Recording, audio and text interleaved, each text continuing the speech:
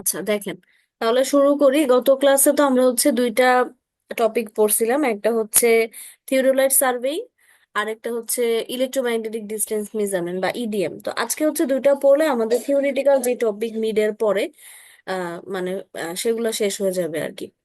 তো দেখেন, প্রথম টপিকটা হচ্ছে হাইড্রোগ্রাফিক সার্ভেইং। তো হাইড্রোগ্রাফিক সার্ভেইংটা কি আমরা একটু দেখি। আমি গতকালকের মতোই আপনাদেরকে হচ্ছে একদম মানে অন পয়েন্ট বলবো আর কি, যে কোন কোন পয়েন্ট কিভাবে পড়বেন বা কিভাবে কোশ্চেনে দিতে পারি। হ্যাঁ, আমাদের হাইড্রোগ্রাফিক সার্ভেইং এর ডেফিনেশন দেয়া আছে। তো হাইড্রোগ্রাফিক সার্ভেইং এর আরেকটা নাম হচ্ছে ব্যাথমেট্রিক সার্ভেইং। তো এটা হচ্ছে এমন একটা টাইপের সার্ভেইং যেখানে বেসিক্যালি আমরা পানির নিচে যদি কোনো কিছু সার্ভেইং করা লাগে বা পানির নিচে যে ফিজিক্যাল ফিচার গুলো আছে সেগুলো যদি সার্ভেইং করা লাগে তখন আমরা হাইড্রোগ্রাফিক সার্ভেইং করি। যেমন আমরা যখন লেভেলিং পড়ছি তখন অলরেডি আপনারা জানছেন যে লেভেলিং এ আমরা আসলে কি করি। মানে প্রথমেই হচ্ছে আমাদের একটা ডেটামেশ মানে ডেটাম লাগে আর কি, অ্যাজিউম ডেটাম বা হচ্ছে কোনো স্ট্যান্ডার্ড ডেটাম লাগে, যেটাকে আমরা বেসিক্যালি মিন সি লেভেল বলি। তো ক্লাসে অনেকেই আমাকে কোশ্চেন করছিলেন যে ম্যাডাম মিন সি লেভেল এটা কিভাবে বুঝবো, যে মিন সি লেভেল কিভাবে। তো এই যে মিন সি লেভেল বোঝা বা আসলে আমাদের সি লেভেলটা কোথায় আছে বা কতটুকু হাইটে আছে বা ডেপথে আছে সেটা বোঝার জন্য আমরা কিন্তু আসলে আমরা ট্রেডিশনালি বা সোফার আমরা যতটুকু সার্ভিং মেথড পড়ছি বা হাইড্রোগ্রাফিক সার্ভিং এর পরে যতগুলো মেথড পড়বো সেগুলো কোনোটাই কিন্তু আসলে মেথড গুলো শিখছি সোফার। এবং হাইড্রোগ্রাফিক সার্ভেইং ছাড়া বাকি যেগুলো আছে, যেগুলো আমরা পরবর্তীতে শিখবো, ওগুলো কিন্তু কোনোটাই আসলে পানির নিচের ফিজিক্যাল ফিচার বা পানির নিচে সার্ভিং এর জন্য অ্যাপ্লিকেবল না। তো পানির নিচে যদি আমাদের কোনো টাইপের সার্ভিং করতে হয় তাহলে আমাদের হাইড্রোগ্রাফিক সার্ভিং অথবা ব্যাথমেটিক সার্ভিং করতে হবে। তো এটা বেসিক্যালি হচ্ছে বিভিন্ন টাইপের ম্যারিন অ্যাক্টিভিটি গুলো আর কি। যেমন ধরেন ড্রেজিং। ড্রেজিং আমরা অনেকেই জানি যে একটা জায়গা থেকে কোনো জায়গায় ম্যাটেরিয়াল ট্রান্সপোর্ট করে নিয়ে যাওয়াটাকেই বলে কি ড্রেজিং। তারপর ধরেন আমরা বিভিন্ন টাইপের অফশোর কনস্ট্রাকশন করি, যেমন এই যে আপনারা অনেক জায়গাতে দেখবেন যে এই যে নদী ভাঙন যখন হয় তখন আমরা কি করি, রিভারের আশেপাশে হচ্ছে একটা টাইপের ধরেন শীট পাইল দিয়ে ম্যাটেরিয়াল গুলোকে আটকায় রাখি, যেন হচ্ছে রিভার ব্যাংকটা প্রোটেকশন করার জন্য, যে নদীর পাড়ের যেই মাটিগুলো আছে সেগুলো যেন ইরোশন না হয়ে যায়। তো এই টাইপের বিভিন্ন টাইপের যেই ম্যারিন অ্যাক্টিভিটি গুলো আছে ওগুলাই হচ্ছে আমাদের আসলে হাইড্রোগ্রাফিক সার্ভেইং এর মেইন কনসার্ন। হুম। তো এখানে দেখেন হাইড্রোগ্রাফিক সার্ভেইং এর প্রথমে আমি যেটা বললাম সেটা হচ্ছে কি হাইড্রোগ্রাফিক সার্ভেইং এর ডেফিনেশনটা পড়তে হবে। ইন্ট্রোডাকশনের মধ্যেই ডেফিনেশন আছে। এরপর হচ্ছে হাইড্রোগ্রাফিক সার্ভেইং এর মাধ্যমে আমরা আসলে কি কি ইনফরমেশন পাইতে পারি, যেমন ধরেন অ্যাভেলেবেল ডেপথ। সাপোজ আমরা একটা রিভারের ওয়াটার ডেপথ মাপতে চাই যে কতটুকু ওয়াটার আছে, এখানে কতটুকু ডেপথের ওয়াটার আছে, সেটা মাপতে চাইলে আমাদের হাইড্রোগ্রাফিক সার্ভেইং করতে হবে। তারপর ধরেন সি বেডের আশেপাশে যে ন্যাচারাল ফিচার গুলো আছে, কারণ সবসময় তো সি লেভেল একই ইয়েতে হয় না, জোয়ার হয়, ভাটা হয়, বা আমাদের সিজন টু সিজন বা হচ্ছে টেম্পারেচারের সাথে ভ্যারি করে, বা যদি কোনো ন্যাচারাল ক্যালামিটি হয় তখনও কিন্তু আসলে আমাদের সি বেডের যেই ওয়াটার লেভেলটা আছে বা ওয়াটার লাইন আছে যেটাকে আমরা কোস্ট লাইন বলি, ওগুলো কিন্তু আসলে ভ্যারি করে। এই জন্য আমাদের সি বেডের আশেপাশে ন্যাচারাল যে ফিচার সেগুলোর ক্যারেক্টারিস্টিক্স বোঝার জন্য আমাদের হাইড্রোগ্রাফিক সার্ভেইং করা লাগে। তারপর থার্ড যে পয়েন্ট আমরা দেখতেছি সেটা হচ্ছে details of coast line. Coast লাইনও মোটামুটি সেম জিনিসই, যে সমুদ্রের তীরের যেই ন্যাচারাল ফিচার গুলো আছে সেগুলোকেও আমরা সেই রিলেটেড যদি ইনফরমেশন আমরা জানতে যাই তখন আমাদের হাইড্রোগ্রাফিক সার্ভিং করতে হয়। ব্রেক ওয়াটার বেসিক্যালি হচ্ছে একটা প্রোটেকশন বা কি বলবো অফশোর ড্রিলিং এর মতো। তাহলে ওই যে যেটা বললাম যে নদী ভাঙনের মতো আমরা যেমন বিভিন্ন টাইপের কনস্ট্রাকশন দিয়ে হচ্ছে রিভার ব্যাংকের প্রোটেকশন করি, ওই টাইপের একটা কনস্ট্রাকশন হচ্ছে ব্রেক ওয়াটার। হুম। তারপর হচ্ছে the aids to navigation harbour facility. Harbour facility এটা বুঝতেই পারতেছি, আমরা তো ধরেন হচ্ছে শিপে করে কোথাও যদি ট্রাভেল করি তখন কিন্তু আমাদের নেভিগেশন পারপাসে কি করতে হয়, আমাদের কিন্তু একটা নেভিগেশন চার্ট রেডি করতে হয়, যেটা কিনা আমরা হাইড্রোগ্রাফিক সার্ভেইং এর মাধ্যমে করি। নর্মালি গ্রাউন্ড সার্ফেসে বা রোডে যখন আমরা ট্রাভেল করি তখন তো আমরা হচ্ছে কি গুগল ম্যাপ ফলো করি বা গুগল আর্থ বা বিভিন্ন টাইপের আমাদের টুল আছে বা অ্যাপ আছে। তো যদি হচ্ছে হারবার রিলেটেড কোনো নেভিগেশন বা কোনো কিছু করা হয় ওটার পারপাসে আমাদের কিন্তু একটা নেভিগেশন চার্ট দরকার হয়, যেটা কিনা আমরা আসলে হাইড্রোগ্রাফিক সার্ভেইং এর মাধ্যমে পেয়ে থাকি। কারণ নর্মালি গ্রাউন্ড সারফেসে আসলে কি আমরা আমাদের কিন্তু গ্রাউন্ড সারফেসে যে সার্ভিং মেথড আর কোস্ট মানে কোস্টাল এরিয়াগুলোতে বা ধরেন সমুদ্রে, তখন কিন্তু সার্ভিং এর মেথডটা টোটালি আলাদা হবে। কারণ নদীর মধ্যে বা ধরেন সমুদ্রের মধ্যে আমরা যখন থাকি তখন কিন্তু আলাদা করে আমরা কোনো দিক বা মানে কোনো দিক বা ডিরেকশন ডিফারেন্সিয়েট করতে পারি না ওইভাবে। এই জন্য এই ক্ষেত্রে আমাদের সার্ভিং এর মেথডটা আরেকটু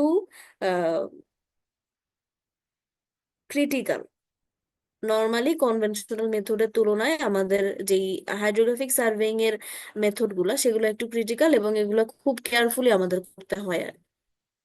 তো আপনাদের পরীক্ষাতে এই স্লাইড থেকে হাইড্রোগ্রাফিক সার্ভিং এর ডেফিনেশন দিতে পারি, তারপর হচ্ছে কি কি ইনফরমেশন লাগে সেগুলো দিতে পারি। একটু খেয়াল করেন, এই টার্মগুলো কিন্তু আমার মনে হয় আপনাদের কাছে অনেকগুলো আসলে নতুন, কারণ আপনারা ওয়াটার রিলেটেড কোনো কোর্স সোফার করেনও নাই, এবং সেটা করতে করতে আপনাদের 2 1 2 2 তে উঠতে হবে, 2 2 তে। তো এই জন্য আমি হচ্ছে আপনাদেরকে একটু ডিটেলে বলতেছি। গতদিনও কিন্তু আমি মোটামুটি অনেকগুলো পয়েন্ট আপনাদেরকে হচ্ছে এক্সপ্লেন করে করে বলছি, যেন আপনাদের মনে রাখতে সুবিধা হয়। এইগুলাও যদি আপনারা ধরেন মুখস্থ না করে আমি যেভাবে বলতেছি ওইভাবে মনে রাখেন, তাহলে ইজিলি কিন্তু পয়েন্টগুলা মনে রাখাটা আপনাদের জন্য ইজিয়ার হবে আর কি। কিন্তু পরীক্ষাতে যদি ইনফরমেশন আসে তখন আপনারা এক্সপ্লেনেশন দিতে যাবেন না। এক্সপ্লেনেশনগুলো শুধুমাত্র আপনাদের মনে রাখার জন্য আমি বলতেছি এবং বুঝার জন্য বলতেছি, কারণ এই টার্মগুলো যদি আপনি না বুঝেন তখন আলটিমেটলি কিন্তু এগুলো লং লাস্টিং হবে না আর কি। তো ম্যাম ব্রেক ওয়াটারটা। ম্যাম হ্যাঁ বলেন।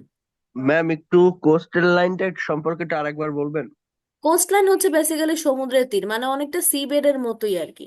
হ্যাঁ, কোস্টলাইন বলতে সমুদ্রের তীরের আশেপাশে ধরে ন্যাচারাল ফিচার বলতে কি বোঝা যায়, গাছপালা কতটুকু মানে কতটুকু ডিস্টেন্সে গাছপালা আছে, অথবা ওইখানের আশেপাশে যেই লোকাল পিপল, তারা তো হচ্ছে বিভিন্ন টাইপের বাড়ি টাড়ি বানায়, তো ওনারা থাকে। তো অবশ্যই ওরা যখন ওখানে একটা ওদের মানে কি বলবো কোনো বাড়ি কনস্ট্রাক্ট করতেছে, তখন কিন্তু ওদের আসলে জানতে হয় যে ম্যাক্সিমাম আসলে কতটুকু লেভেল পর্যন্ত পানি সমুদ্রের তীরে উঠে আসে। হুম। তো ওইটা জানার জন্য অবশ্যই তাদের মোটামুটি বিভিন্ন টাইমে, সেটা ডে টু ডে হতে পারে, সিজন টু সিজন হতে পারে, ওরা দেখে যে ম্যাক্সিমাম আসলে কতটুকু পর্যন্ত পানি আসতেছে, তারপর ওই ওয়াইজ ওই মানে ওরা হচ্ছে ওদের বাড়িগুলো কনস্ট্রাক্ট করে আর কি। বাড়ি বা আরো যা ন্যাচারাল ফিচার গুলো আছে। বুঝছেন, এটাই হচ্ছে ডিটেলস অফ কোস্টলাইন। হ্যাঁ বলেন। ম্যাম ব্রেক ওয়াটারটা আর এই যে হারবার ফ্যাসিলিটি বলতে ওই যে মানে হারবার জাহাজ। ফ্যাসিলিটি তো হচ্ছে ওই তো নেভিগেশন চার্ট জি প্রিপারেশনের জি। জন্য তো আমাদের বিভিন্ন টাইপের কনসেপ্ট, মানে বিভিন্ন টাইপের টার্মিনোলজি লাগে, ওই জিনিসগুলা। আর ব্রেক ওয়াটারটা হচ্ছে অনেকটা যে বললাম যে অফশোর ড্রিলিং, ওই অফশোর ড্রিলিং এর মতো আর কি। হুম। মানে এটা বেসিক্যালি হচ্ছে এই যে কোস্ট লাইন বা সি বেড, এগুলোকে প্রোটেক্ট করার জন্য একটা ইনবিল্ট স্ট্রাকচার আর কি। যেমন যেটা বললাম, আমরা কিন্তু আসলে অনেক টাইপের ফাউন্ডেশনের কাজ যদি আপনারা দেখে থাকেন, ফাউন্ডেশনেও কিন্তু আমরা অনেক সময় কি করি, যদি আশেপাশের যে সয়েল, ফাউন্ডেশনে তো আসলে আমরা কি করি গ্রাউন্ড সার্ফেসের একটা মোটা আমরা কি করি এক্সকাভেশন করি।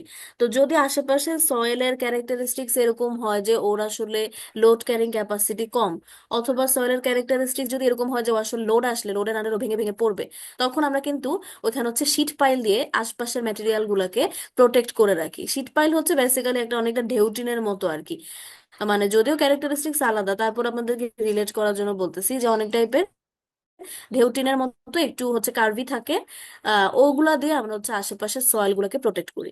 তো ব্রেক ওয়াটার হচ্ছে এরকম টাইপের একটা ব্যারিয়ার আর কি, যে যে কোস্ট লাইন যেটা হইতেছে, ধরেন আমরা যদি কোস্ট লাইন গুলাকে ঠিকঠাক ভাবে প্রোটেক্ট না করি, তখন কিন্তু আসলে কন্টিনিউয়াসলি কি হবে বলেন, এই যে নদী, সরি সমুদ্রে বা হচ্ছে রিভারের ক্ষেত্রে আমরা দেখি যে এত বেশি বেশি ভ্যালোসিটিতে পানি আসতেছে, তখন কিন্তু আশেপাশের সয়েল গুলোকে কি করবে, ইরোশন করে করে নিয়ে চলে যাবে। তার মানে কিন্তু আস্তে আস্তে কোস্টলাইনে যে ম্যাটেরিয়াল গুলো আছে কোস্টে বা সমুদ্রের তীরে, সেগুলো কিন্তু আস্তে আস্তে কি হবে, ইরোশন হইতে থাকবে আর কি। বুঝছেন, এই জন্য ব্রেক ওয়াটার হচ্ছে এমন টাইপের একটা কনস্ট্রাকশন যেটা দিয়ে বেসিক্যালি আমরা হচ্ছে কোস্ট লাইন অথবা সিওয়েল ওগুলাকে প্রোটেক্ট করি। জি ম্যাম বুঝছেন। বুঝছি। তো এই ইনফরমেশন গুলাতেই অলরেডি অনেক কিছু চলে আসছে। অ্যাপ্লিকেশন আর ইনফরমেশন মোটামুটি একেবারেই সিমিলার, আপনারা যদি একটা একটু বুঝে পড়েন অন্যটা মনে রাখতে পারবেন। অ্যাপ্লিকেশন বলতে আসলে কোন কোন ক্ষেত্রে হাইড্রোগ্রাফিক সার্ভেইং লাগে, যেমন ডক অথবা হারবার ইঞ্জিনিয়ারিং, যেহেতু একটু আগেই বললাম যে ওই যে নেভিগেশন চার্ট প্রিপারেশনের জন্য কিন্তু আমাদের হাইড্রোগ্রাফিক সার্ভেইং লাগে। তারপর হচ্ছে ইরিগেশন। ইরিগেশনে আসলে কি করি আমরা, মানে আমরা বিভিন্ন ফসল যখন ফলাই চাষাবাদের সেচ। কাজে, সেচের কাজে, তখন আমরা হচ্ছে পানি হচ্ছে চাষাবাদের জায়গাটাতে পানি সাপ্লাই করি। এখন আমরা যে পানি সাপ্লাই করতেছি সেটার কিন্তু একটা অপটিমাম অ্যামাউন্ট আছে। আপনারা যারা হচ্ছে গাছ টাছ বাসায় আছে তারা দেখবেন যে যদি গাছের মধ্যে আমরা বেশি পানি দিই তখনও কিন্তু আসলে গাছ বাঁচে না। আমরা অনেক সময় মনে করি কি গাছে যত বেশি পানি দিব ও বোধহয় তত বেশি বাঁচবে। এটা আমরা কম্পেয়ার করতে পারি আমাদের নিজেদের সাথে, যে আমরা ধরেন খাইতেছি খাইতেছি, হ্যাঁ মানুষ তো ধরেন ভালোভাবে খাওয়ার জন্যই তো আসলে এত কিছু, তাই না? আলটিমেট টার্গেট তো এটাই যে আমি যেন ভালোভাবে থাকতে পারি, খাইতে পারি। তো ধরেন মানুষের এই যে ইনটেক লেভেলটা এর থেকে যদি বেশি আমরা দিয়ে দিই তখন কিন্তু এটা আসলে ওর জন্য ভালো হবে না, বরং খারাপ হবে। গাছের ক্ষেত্রেও সেম, এই যে আমরা যে সেচের পানি দিতেছি গাছের মধ্যে, ওর একটা মিনিমাম মানে ম্যাক্সিমাম একটা লেভেল আছে, ওটাকে বলা হচ্ছে পার্মানেন্ট উইল্টিং পয়েন্ট বা পিডাব্লিউপি, পার্মানেন্ট উইল্টিং পয়েন্ট। হ্যাঁ, তো এই পার্মানেন্ট উইল্টিং পয়েন্টের থেকে বেশি যদি পানি গাছের মধ্যে আমি দিয়ে দেই, মানে ও যদি ওর যেই কি বলবো, মানে গাছটা যদি পার্মানেন্ট উইল্টিং পয়েন্টের থেকে বেশি পানি ইনটেক করে ফেলে তখন কিন্তু আসলে গাছগুলো মরে যায়।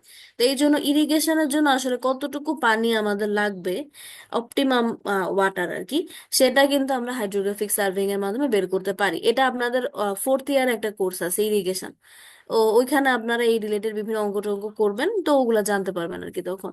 আর রিভার ওয়ার্ক বলতে আসলে কি, মানে অনেকটা আমরা ধরেন রিভারের আশেপাশে বিভিন্ন টাইপের যখন এমবাঙ্কমেন্ট রিলেটেড বা হচ্ছে বিভিন্ন টাইপের ফিচার যখন বা বিভিন্ন টাইপের কনস্ট্রাকশন যখন আমরা করতে চাই, অবশ্যই আমাদের রিভারের ভ্যালোসিটি জানা লাগে, অ্যাভেলেবেল ওয়াটার ডেপথ জানা লাগে, বা ম্যাক্সিমাম কতটুকু পর্যন্ত পানি উঠে ধরেন বন্যার সময় বা বৃষ্টির সময়, ওই জিনিসগুলো হচ্ছে আমাদের basically river work related concern আর কি, যেটা আমরা হাইড্রোগ্রাফিক সার্ভেইং এর মাধ্যমে পাই।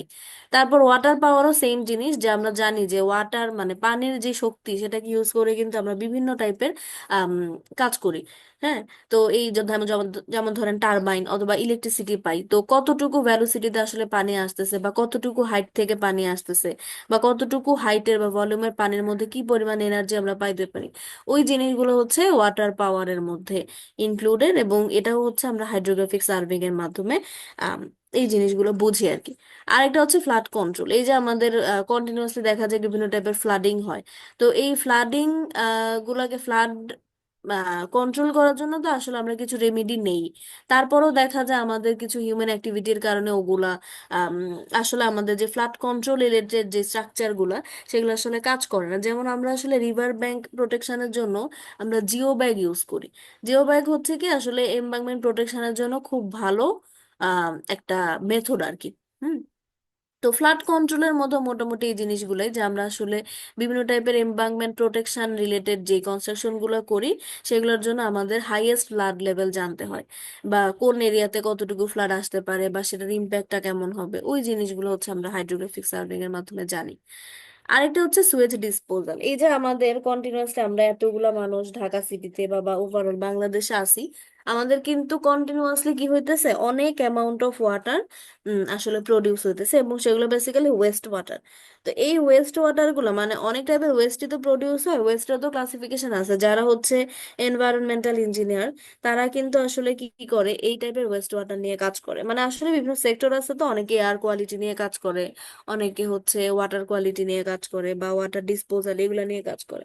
তো এই যে আমাদের হাউস হোল্ডে বলেন অথবা বিভিন্ন ইন্ডাস্ট্রিতে বলেন অথবা বিভিন্ন একাডেমিক ইনস্টিটিউশনে বলেন বা যে কোনো টাইপের ইনস্টিটিউশনে কিন্তু প্রত্যেকটা দিন কন্টিনিউয়াসলি অনেক অ্যামাউন্টের সুয়েজ ওয়াটার হোক অথবা যে কোনো টাইপের ওয়েস্ট ওয়াটার হোক সেগুলো ডিসপোজ হইতেছে। এখন এগুলা এই যে আমাদের বিল্ডিং গুলা থেকে আমরা যখন ডিসপোজ করতেছি, বিল্ডিং এর কনস্ট্রাকশনের সাথে সাথে কিন্তু আমাদেরকে আসলে জানতে হয় যে এই এতটুকু বিল্ডিং এ পার ডে তে কত লিটার পরিমাণে সুয়েজ ওয়াটার প্রডিউস হইতেছে, এবং সেটাকে আমরা কতটুকু অ্যামাউন্টের বা কতটুকু ক্যাপাসিটির হচ্ছে পাইপ দিয়ে আমরা ওকে ডিসপোজ করবো অথবা কোন জায়গাতে ডিসপোজ করবো। এত হিউজ অ্যামাউন্টের সুয়েজ ওয়াটার ডিসপোজ করার জন্য তো অনেক অ্যামাউন্টের জায়গা লাগবে, সেই জায়গাটা কতটুকু, যেমন এই যে আমাদের বিভিন্ন টাইপের ইনস্টিটিউশনে বা রেসিডেন্সিয়াল বিল্ডিং এ যে ওয়েস্ট ওয়াটার গুলো প্রডিউস হয়, সুয়েজ ওয়াটার বেসিক্যালি ওগুলো হচ্ছে প্রথমে সেপটিক ট্যাঙ্কে যায়, যেটা আপনারা অলরেডি জানেন। তারপরে সেপটিক ট্যাঙ্ক থেকে বিভিন্ন প্রসেসের মাধ্যমে ওগুলাকে আমরা অনেক ট্রিটমেন্ট প্ল্যান্টে পাঠাই, পরবর্তীতে এটি বিভিন্ন টাইপের প্রসেস ইউজ করার মাধ্যমে এই ট্রিটমেন্ট প্ল্যান্টে দেখা যায় এই ওয়েস্ট ওয়াটার গুলার যেই হার্মফুল কেমিক্যাল বলেন অথবা হার্মফুল ম্যাটেরিয়াল বলেন বা কনস্টিটিউয়েন্ট বলেন সেগুলোকে কমায় আমরা হচ্ছে ওদেরকে সেফলি ডিসপোজ করে অথবা পরবর্তীতে রিসাইকেল করে। আমরা অনেক জায়গাতে কিন্তু এরকম হয় যে সুয়েজ ওয়াটার যেগুলো আছে সেগুলোকে প্রপার ট্রিটমেন্ট প্রসেসের মাধ্যমে কিন্তু রিসাইকেল করে ড্রিঙ্কিং ওয়াটার হিসেবেও ইউজ করা হয়। হুম। কারণ আসলে আমাদের দেশে না, আসলে সারা বিশ্বেই আহ, পানির সোর্সটা কিন্তু কমতেছে, ওই তুলনায় আমাদের পপুলেশন যেহেতু বাড়তেছে এই জন্য আসলে সব কান্ট্রিতেই বা সব রিসার্চাররাই ট্রাই করেন হচ্ছে এই যে সুয়েজ ওয়াটার গুলো আছে সেগুলোকে প্রপার রিসাইকেলিং প্রসেসের মাধ্যমে ট্রিটমেন্ট করে আমরা যেন আম, পরবর্তীতে ওদেরকে ধরে সেচের কাজে হোক অথবা ড্রিঙ্কিং পারপাসে হোক বা অন্যান্য হাউস হোল্ড অ্যাক্টিভিটির জন্য হোক এগুলাকে যেন আমরা ইউজ করতে পারি আর কি। তো এগুলো মোটামুটি হচ্ছে হাইড্রোগ্রাফিক সার্ভেইং এর অ্যাপ্লিকেশন। আসলে অ্যাপ্লিকেশন বা কি কি ইনফরমেশন আমরা হাইড্রোগ্রাফিক সার্ভেইং থেকে পাই বা ইউজ অফ হাইড্রোগ্রাফিক সার্ভেইং এগুলো মোটামুটি একই টাইপেরই জিনিস, এগুলা মানে খুবই সিমিলার আর কি। তা আপনারা পড়ার সময় আপনাদের মনে হতে পারে যে একই জিনিস বারবার পড়তেছি, ঠিক একই জিনিস বারবার না, একটা জিনিস যদি আপনি বুঝে পড়েন আপনি অন্যগুলাতেও ইজিলি লিখতে পারবেন আর কি। আর এই যে আমি এতক্ষণ ধরে যেই এক্সপ্লেনেশন গুলো দিতেছি বা পরবর্তীতে ইউজের ক্ষেত্রেও দিব, এগুলো কিন্তু আবারও বলতেছি পরীক্ষাতে এত কিছু লেখার দরকার নেই। যদি আপনাকে অ্যাপ্লিকেশন বলা হয় হয়তোবা আমি দিলাম হচ্ছে write down five any five applications of hydrographic serving, তখন শুধুমাত্র পয়েন্ট করে নামগুলা দিয়ে দিবেন, এগুলোর এক্সপ্লেনেশনের কোনো দরকার নেই। হুম। তো এরপরের যে পয়েন্টটা সেটা হচ্ছে use of hydrographic surveying. Hydrographic surveying আমরা কি কি ক্ষেত্রে ইউজ করতে পারি, যেমন ধরেন ডেপথ অফ বেড। এখানে ডেপথ অফ বেড বলতে বেসিক্যালি বুঝাচ্ছে হচ্ছে ধরেন রিভার ডেপথ আর কি, যে কতটুকু ডেপথের পর্যন্ত পানি আছে, অথবা সি লেভেল আমরা বুঝতে পারি অথবা মিন সি লেভেল বুঝতে পারি, এই জিনিসগুলো আমরা ডিটারমাইন করতে পারি হচ্ছে হাইড্রোগ্রাফিক সার্ভেইং এর মাধ্যমে। তারপর হচ্ছে শোর লাইন। শোর লাইন আর কোস্ট লাইন এগুলো আসলে মোরলেস টার্মগুলো similar. Shore line, coast line, river bed এগুলা টার্মিনোলজি গুলো অনেকটা সিমিলার আর কি। সিনোনিমস টাইপের। তো শোর লাইনের ব্যাপার তো আগেই বললাম, তো এখন আর মোটা সেম জিনিস এইগুলা। Navigation chart preparation, locating mean sea level. এরপরেই scouring silting and irregularities of the bed can be identified, এটা একটু পরে বলতেছি। টাইড মেজারমেন্ট, মানে টাইড মেজারমেন্ট বলতে এই যে সমুদ্রে কন্টিনিউয়াসলি ঢেউ আসতেছে, এই ঢেউয়ের ম্যাক্সিমাম ভ্যালোসিটি কত বা মিনিমাম ভ্যালোসিটি কত, যেন পরবর্তীতে আমরা বিভিন্ন ওয়াটার পাওয়ার রিলেটেড অ্যাক্টিভিটিতে এই টাইড গুলা ইউজ করতে পারি।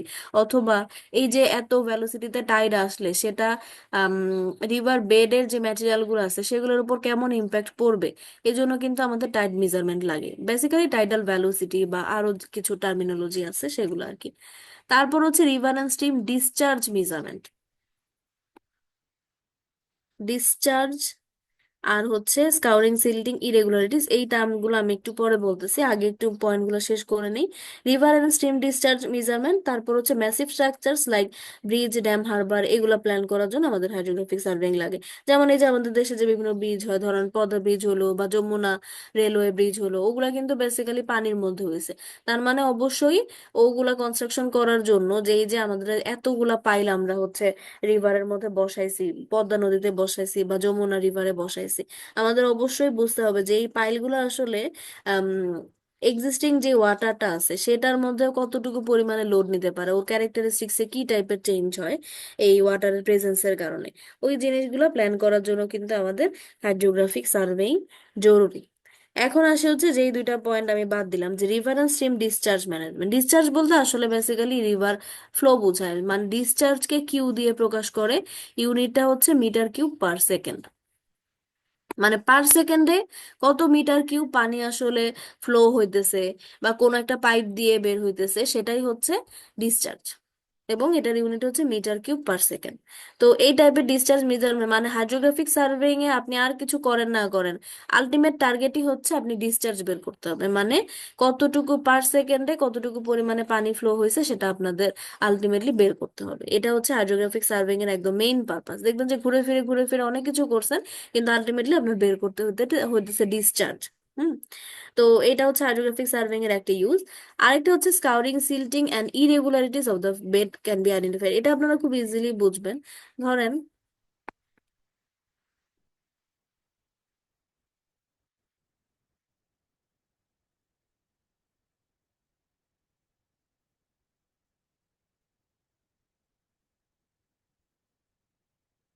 এটা হচ্ছে ওয়াটার টেবিল, আর এটা হচ্ছে ধরেন গ্রাউন্ড সারফেস। এখন পানি এই দিক দিয়ে ফ্লো হইতেছে। এখন পানি যখন ফ্লো হবে তখন কি হয়, পানির ভ্যালোসিটি কি সবসময় সেম থাকে? ধরেন রিভারে পানি ফ্লো হইতেছে, সবসময় ভ্যালোসিটি কি সেমই হবে? কি মনে হয়? সেম হবে না। এক এক মানে ঋতুতে এক এক রকম হবে। এক এক জায়গাতে এক এক রকম হবে। এখন কোন জায়গাতে কেমন হবে সেটা আমরা বুঝবো কিভাবে? ধরেন এই যে রিভার বেডটা আমি আঁকলাম, এটা যদি এরকম হয়, এটা যদি এরকম হয় যে ধরেন এই যে রিভার বেডটা এটা সোজা যাইতে যেতে হঠাৎ করে এরকম স্লোপ হয়ে গেছে, তখন এই যে ক্রস সেকশনটা আমি আঁকলাম, এইখানে পানির ভ্যালোসিটি আর এখানে পানির ভ্যালোসিটি কি হবে? সেম হবে? না। অবশ্যই আলাদা হবে। স্লোপ থাকা মানেই পানির ভ্যালোসিটি কি হবে? বেড়ে যাবে, ঢালু। হ্যাঁ। আবার ধরেন এই দিক দিয়ে যেতে যেতে যেতে যেতে হুট করে ধরেন এই পাশেই স্লোপটা হচ্ছে হঠাৎ করে কি হয়ে গেল, সোজা থেকে স্লোপটা কমে গেল, হ্যাঁ, আপওয়ার্ড স্লোপ হলো, তখন আবার এই জায়গাতে পানির ভ্যালোসিটি কি হবে? কমে যাবে আগের থেকে। তো তার মানে আসলে আমরা বুঝতেছি যে পানির ভ্যালোসিটি কিন্তু অলথ্রো কোনো টাইপের বেসিন, বেসিন বলতে আসলে কি যে বিভিন্ন টাইপের ওয়াটার সোর্স আর কি, এই সোর্স গুলোকে বেসিক্যালি বেসিন বলে। তো এই ওয়াটার সোর্স গুলোতে কিন্তু সবসময় পানির ভ্যালোসিটি সেম থাকে না। এটা ডিপেন্ড করা হচ্ছে এই যে বেড লেভেল, এই বেড লেভেলের স্লোপের উপর। স্লোপটা কখনো বেশি হয় কখনো কম হয়। এখন কখন কম কখন বেশি হয় দেখেন, ধরেন পানি হচ্ছে ইউনিফর্ম ভ্যালোসিটিতে সোজা এরকম যাইতেছে, তো যখন পানি অনেক আস্তে আস্তে ফ্লো হয়, সাপোজ এই জিনিসটাকে একটু কম্পেয়ার করেন, আপনারা ধরেন এক গ্লাস পানির মধ্যে আপনারা হচ্ছে একটু এক চামচ ধরেন বালু মিশাইছেন, স্যান্ড। মিশানোর পরে সেটাকে যদি আপনি একটু সময়ের জন্য রেখে দেন, তখন এটা কি হবে? সেটেল ডাউন হবে। তো এই সেটেল ডাউনটা কেন হলো? কারণ আপনি পানিটাকে প্রথমে অ্যাজিটেট করছেন, মিশাইছেন, মিশানোর পরে একটা সার্টেন সময়ের জন্য ওকে রেখে দিছেন। রেখে দেওয়ার কারণে যেহেতু সময় পাইছে, তখন কিন্তু যে স্যান্ড পার্টিকেল গুলো ছিল ওগুলো যেহেতু হালকা, ওগুলা কিন্তু গ্লাসের নিচে সেটেল ডাউন করে গেছে। তো পানিও একই রকমই, এই যে রিভারের মধ্যে বলেন বা যে কোনো ওয়াটার সোর্সে বলেন, পানি তো আর একটা জায়গাতে স্থির থাকে না, কন্টিনিউয়াসলি কি হইতে থাকে? ফ্লো হইতে থাকে। এই ফ্লো হওয়ার সময় ও কি করে, ওর আশেপাশে যে ছোট ছোট ম্যাটেরিয়াল গুলো আছে, সেই ম্যাটেরিয়াল গুলোকে ওর সাথে ট্রান্সপোর্ট করে এক জায়গা থেকে অন্য জায়গায় নিয়ে আসে।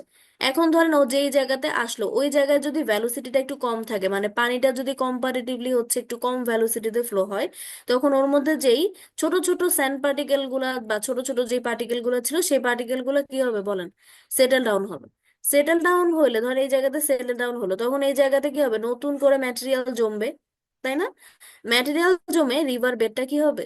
উপরে উঠে যাবে। বুঝাতে পারছি এই জিনিসটা? ম্যাম, এই মিডিল পয়েন্টে যদি হচ্ছে আপনার নতুন করে সেটেল ডাউন হয়, হ্যাঁ। তাহলে এই যে যে পাশে স্লোপটা বেশি, তাহলে এ নো, পাশে কি মানে ভাঙনটা এটা হবে? জাস্ট আমি কম্পেয়ার করার জন্য বললাম যে এই পাশে মোটামুটি স্লোপ ইউনিফর্ম, এই জন্য ধরলাম যে পানির ভ্যালোসিটিটা আসলে কি মোটামুটি ইউনিফর্ম ভ্যালোসিটি আর কি, মানে ধরা যায় ও হচ্ছে মোটামুটি একটা স্ট্যাবল অবস্থাতে আছে, কোনো ট্রানজিশন নাই। হ্যাঁ, ভ্যালোসিটির মধ্যে কোনো ট্রানজিশন নাই। এই জন্য ধরেন এই জায়গাতে ওর মধ্যে যে পাতলা মানে ছোট ছোট পার্টিকেল গুলো ছিল সেগুলো সেটেল ডাউন করে গেছে। সেটেল ডাউন হওয়ার কারণে ম্যাটেরিয়াল গুলা জমে গেছে এখানে, এই জন্য এই জায়গাটা উঁচু হয়ে গেছে। হুম। এখন ধরেন হঠাৎ করে এই জায়গাতে এসে কি হলো, পানির ভ্যালোসিটিটা বেড়ে গেল, ধরেন ক্রস সেকশন বেড়ে গেছে, পানির ভ্যালোসিটি বেড়ে গেছে।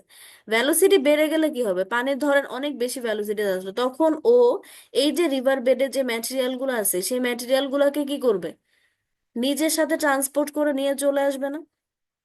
অনেক বেশি ভ্যালোসিটিতে যদি পানি গ্রাউন্ড সার্ফেসের উপর দিয়ে ফ্লো হয়, তখন কিন্তু এই যে বেড লেভেলে যে ম্যাটেরিয়াল গুলো আছে সেগুলোকে ও ট্রান্সপোর্ট করে নিজের সাথে নিয়ে আসবে, এবং এই জায়গাতে একটা ডিপ্রেশন ক্রিয়েট হবে। এবং এই ডিপ্রেশনের কারণে এই জায়গার স্লোপ কি হবে? আরো বেশি বেড়ে যাবে। বুঝছেন দুইটা ফেনোমেনা? যখন কিন্তু পানি ম্যাম, কম্পারেটিভলি ইউনিফর্ম ভ্যালোসিটিতে আসে, তখন ওর মধ্যে যেই সাসপেন্ডেড ছোট ছোট পার্টিকেল গুলা ছিল সেগুলা সেটেল ডাউন করে নিচে জমে এক্সিস্টিং বেড লেভেলের তুলনায় বেড লেভেলটা উঁচু হয়ে যাবে। আবার যদি কোনো কারণে এরকম হয় যে পানির ভ্যালোসিটি বেড়ে গেল, সেটা ক্রস সেকশনাল এরিয়ার জন্য হোক অথবা অন্য কোনো এক্সটার্নাল ইফেক্টের জন্য হোক, পানির ভ্যালোসিটি বেড়ে যাওয়া মানেই পানি কি করে, ওর আশেপাশে সবকিছুকে নিয়ে ফ্লো হয়। তো ও এই যে বেড লেভেলে যে ম্যাটেরিয়াল গুলো আছে এই ম্যাটেরিয়াল গুলোকে কি করবে? নিজের সাথে নিয়ে ও ফ্লো করা শুরু করবে। তাহলে এই জায়গা থেকে মাটি যদি সরে যায়, তখন এই জায়গাটা কি হবে? গর্ত হয়ে যাবে। মানে এক্সিস্টিং বেড লেভেল থেকে বেড লেভেলটা কি হবে? নিচে নেমে যাবে। বুঝছেন ফেনোমেনা দুইটা?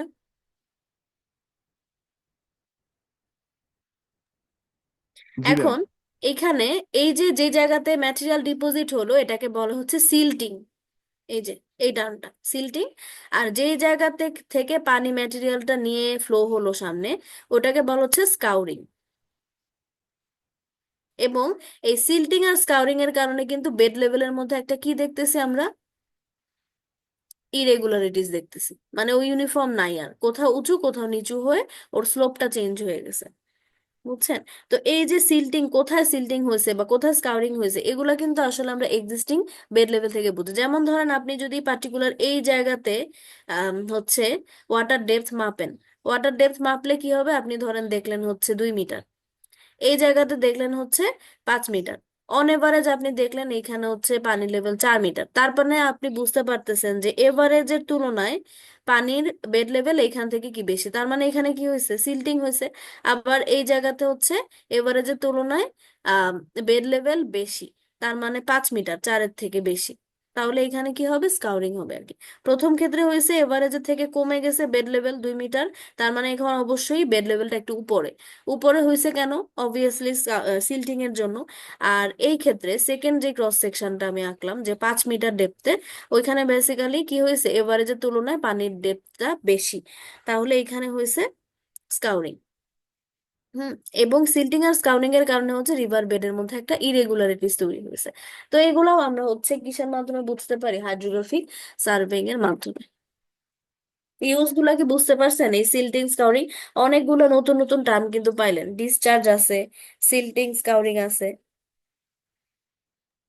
ম্যাম এখন যে যে এই জায়গাটাতে স্কাউরিং হয়েছে, এই হ্যাঁ। জায়গাটাতে ধরেন যে এটার অপোজিটের যেই মানে নদী বা কোনো কিছুর যে পার্টটা থাকে ওইখানে যদি আমরা মানে ওই পাশেও যদি লেনটা বাড়াই দিই, তাহলে কি ধরেন যে পানির ফ্লোটা ওই পাশেও বেড়ে যায়, এই পাশেও পরবর্তীতে স্কাউরিংটা কমে যাবে?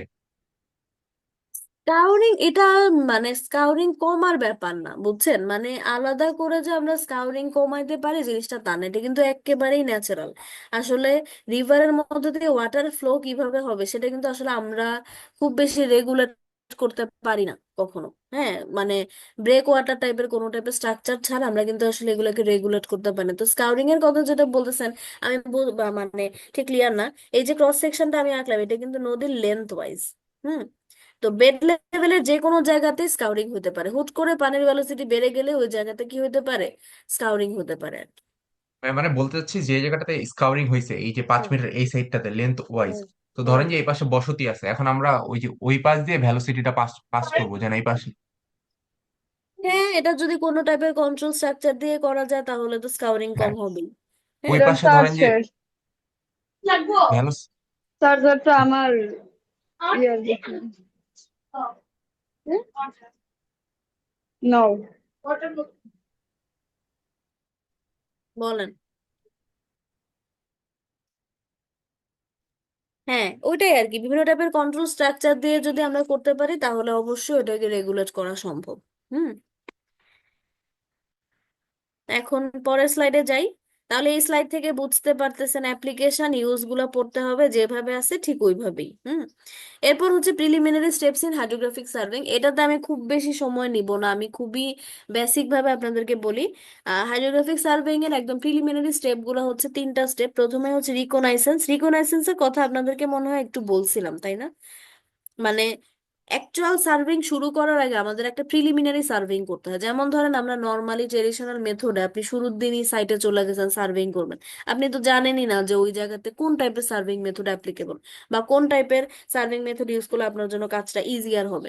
এই জন্য সার্ভিং শুরু করার আগে আপনার একটা প্রিলিমিনারি সার্ভিং করে নিতে হয়, যেটাকে বলা হচ্ছে রিকনাইসেন্স। তো হাইড্রোগ্রাফিক সার্ভিং এর একদম প্রথম স্টেপটাই হচ্ছে রিকনাইসেন্স, অবশ্যই এটা করতে হবে। তারপর হচ্ছে locate horizontal control, vertical control. এইটাও আপনারা যদি স্লাইড দেখে পড়তে চান কঠিন হবে, তো আমি যেভাবে বলতেছি সেভাবে বুঝেন। ধরেন গ্রাউন্ড সারফেসের মধ্যে আমরা হচ্ছে যেমন গ্রাউন্ড সারফেস এটা দিয়ে বোঝাই তাহলে আপনাদের জন্য ইজিয়ার হবে। ধরেন এটা পেন্টাগন, পেন্টাগনের বাহু হচ্ছে 5টা, তার মানে 5টা স্টেশন। তো এই 5টা স্টেশনকে আমরা যদি লোকেট করতে চাই তাহলে আমরা কিভাবে করতে পারি, ধরেন আমরা ওদের ল্যাটিটিউড লঙ্গিটিউড জানি, আপনাদেরকে কি একদিন বলছিলাম যে এই যে ধরেন আমরা বিভিন্ন টাইপের সার্ভে যখন করি তখন কিন্তু আমরা আসলে সার্ভেয়ারদের লোকেশনটা জানতে চাই। তো লোকেশনটা ঠিক ধরেন আমার বাসার অ্যাড্রেস দিয়ে দিলে জিনিসটা ঝামেলা, অ্যাকচুয়াল বাসার অ্যাড্রেস আসলে মানে ম্যাপ ঠিক ওইভাবে অ্যাকিউরেটলি এই জিনিসগুলাকে প্রেডিক্ট করতে পারে না অনেক সময় অনেক জায়গাগুলা। তো এই জন্য আমরা যদি ল্যাটিটিউড লঙ্গিটিউড দিয়ে দিই তখন কিন্তু আমাদের পজিশনটা হচ্ছে একদম অ্যাকিউরেট হয়।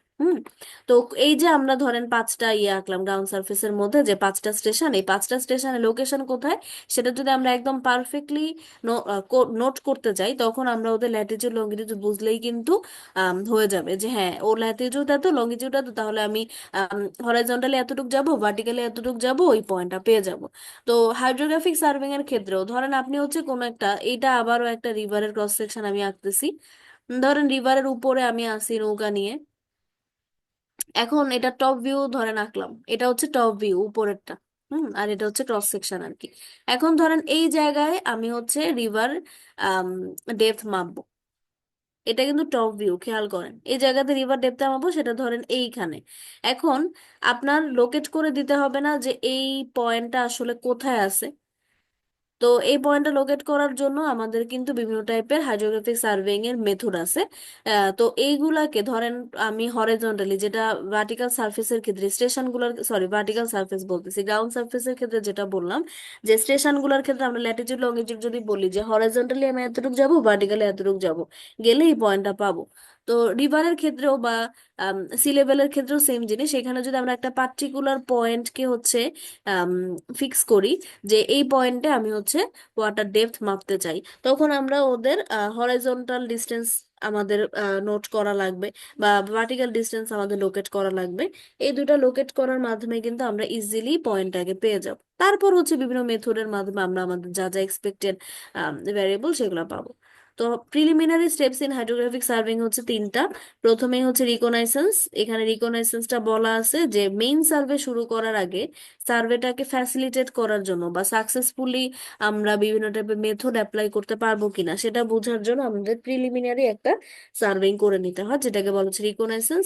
আর ধরেন র্যান্ডম কোনো একটা পয়েন্ট হরাইজন্টালি কতটুকু দূরে আছে বা ভার্টিক্যালি কতটুকু দূরে আছে সেটা বোঝার জন্য আমরা হচ্ছে হরাইজন্টাল কন্ট্রোল ভার্টিক্যাল কন্ট্রোল গুলাকে লোকেট করি। তো এইগুলো এই স্টেপটা আপনারা পড়বেন শর্ট নোট হিসাবে, এখানেও আছে পরেও আছে। এগুলো দেখেন বিভিন্ন টাইপের মেথড আছে, মেথড গুলো দরকার নাই, জাস্ট হচ্ছে আপনারা পড়ে যেই জিনিসটা বুঝেন সেটা লিখবেন। এখানে আমরা এইখানেও দেখবেন যে এই যে দেখেন আমাদের দুইটা পার্মানেন্ট বেঞ্চমার্ক লাগে। বেঞ্চমার্ক হচ্ছে কি, ওই যে আমরা যে স্টেশন বলতেছি আপনাদের মনে আছে যে চেইন সার্ভেইং একটু করে বলছিলাম তখন কিন্তু বলছিলাম যে প্রত্যেকটা স্টেশন অ্যাটলিস্ট দুইটা ইন্ডিপেন্ডেন্ট মেজারমেন্টের সাপেক্ষে আমরা স্টেশনগুলোকে লোকেট করি। তো এই হাইড্রোগ্রাফিক সার্ভেইং এও সেম জিনিস যে আমরা যখন কোন একটা পয়েন্টকে লোকেট করতেছি অবশ্যই আমাদের দুইটা পার্মানেন্ট অবজেক্ট লাগবে। এবং পানির ক্ষেত্রে কিন্তু আমাদের পার্মানেন্ট অবজেক্ট গুলো আরো বেশি বেশি ইম্পর্টেন্ট, কারণ পানিতে আলাদা করে কোনো পয়েন্টই লোকেট করা যায় না। গ্রাউন্ড সার্ফেসে তো তাও যায়, পানিতে আলাদাভাবে কোনো পয়েন্টে লোকেট করা যায় না। তো এখানে আমরা হচ্ছে বিভিন্ন বেঞ্চমার্ক সেট করতে পারি। বেঞ্চমার্ক সেট করে ওটা সাপেক্ষে হচ্ছে কোনো পয়েন্টের ভার্টিক্যাল ডিস্টেন্স বা হরাইজন্টাল ডিস্টেন্স বের করতে পারি আর কি।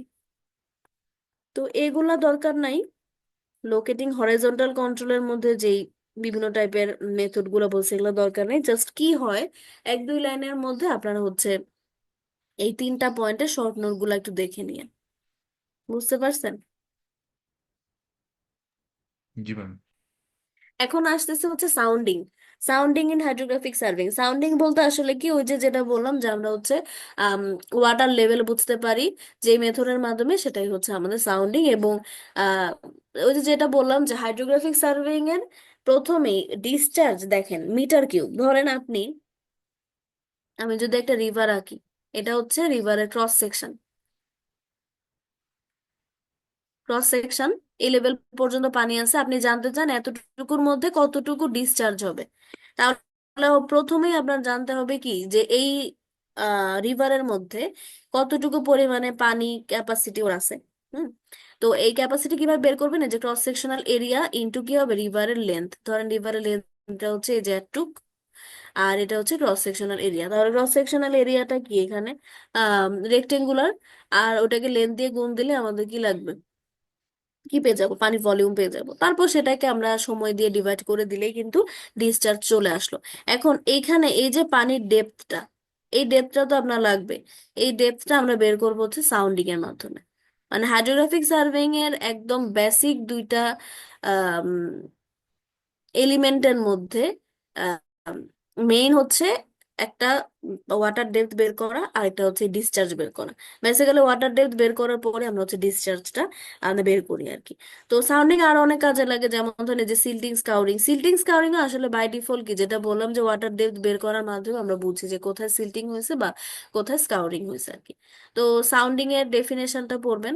এরপর হচ্ছে সাউন্ডিং এর জন্য কিছু স্পেসিফিক জিনিসপত্র দরকার হয়, যেমন রেভিগেশন চার্ট প্রিপেয়ার করতে হয়।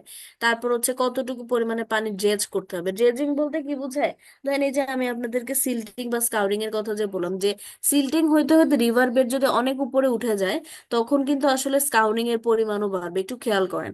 তখন স্লোপ বেড়ে যাবে স্কাউরিং এর জায়গাটাতে। তো এই জন্য আমাদের কি করতে হয়, যে এই জায়গাটাতে অনেক বেশি সিল্টিং হয়েছে, ওই জায়গা থেকে ম্যাটেরিয়ালটাকে ড্রেজিং করে আমরা কি করি, স্কাউরিং এর জায়গাটাতে ডাম্প করি। যেটা একটু আগে ওই মাহিন বললো, যে আমরা কি এটাকে আসলে কন্ট্রোল করতে পারি কিনা। কন্ট্রোল করতে পারি প্রিলিমিনারি আর কি, যে যেই জায়গাতে সিল্টিং হয়েছে ওই জায়গাতে আমরা ম্যাটেরিয়ালটাকে সরাই স্কাউরিং এর জায়গাতে প্লেস করতে পারি। তো এই জন্য আমাদের জানতে হবে যে কোন জায়গা থেকে ম্যাটেরিয়াল ড্রেজ করতে হবে এবং কোন জায়গাতে ম্যাটেরিয়াল হচ্ছে ডাম্প করতে হবে।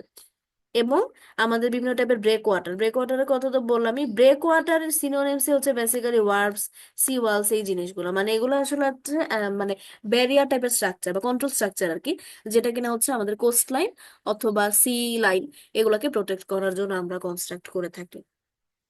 তো এগুলো হচ্ছে আমাদের স্পেসিফিক নিড ফর সাউন্ডিং। এগুলো পরীক্ষাতে কিন্তু দেই, যে write down the specific needs for sounding, তখন এই 4টা পয়েন্ট লিখে দিবেন। আর যদি ডেফিনেশন আসে তাহলে প্রথম লাইনটা লিখবেন আর কি, the method of measuring the depth of water below the water surface. হুম।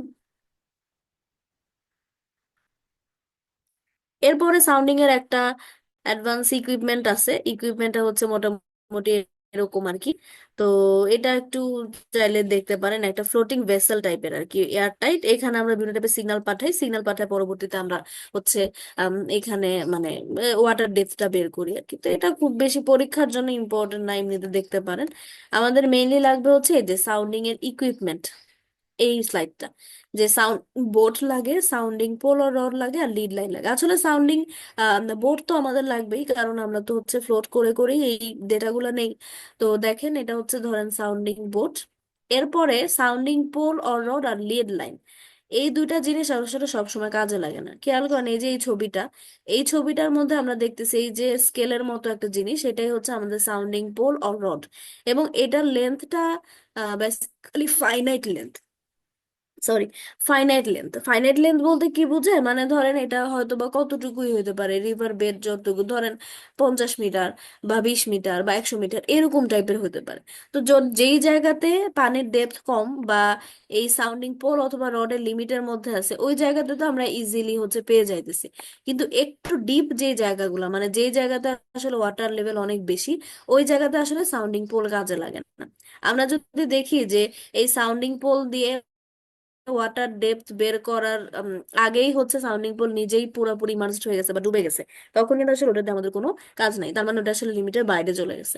তখন আমরা ইউজ করব হচ্ছে লিড লাইন। লিড লাইনে হচ্ছে একটা মোটামুটি অনেক বড় লেন্থের একটা রশি, এবং এটার এক পাশে হচ্ছে আমি একটা সার্টেন মাস অফ ম্যাটেরিয়াল রেখে দিই, যেটাকে বলা হচ্ছে লিড অথবা সিঙ্কার।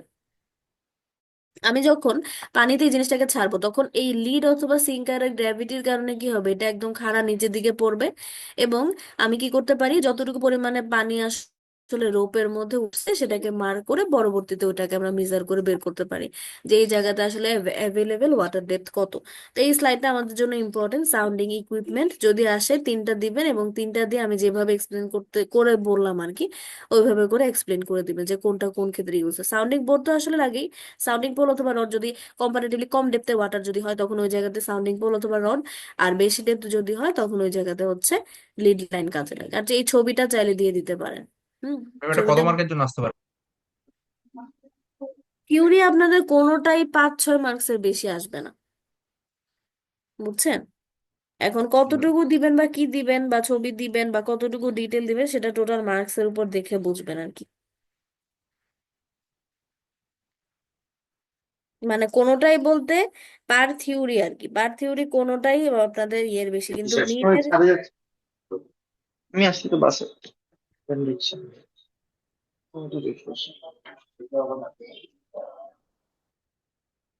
আপনারা এই যে আনমিউট হয়ে যান যে এটা খেয়াল করেন।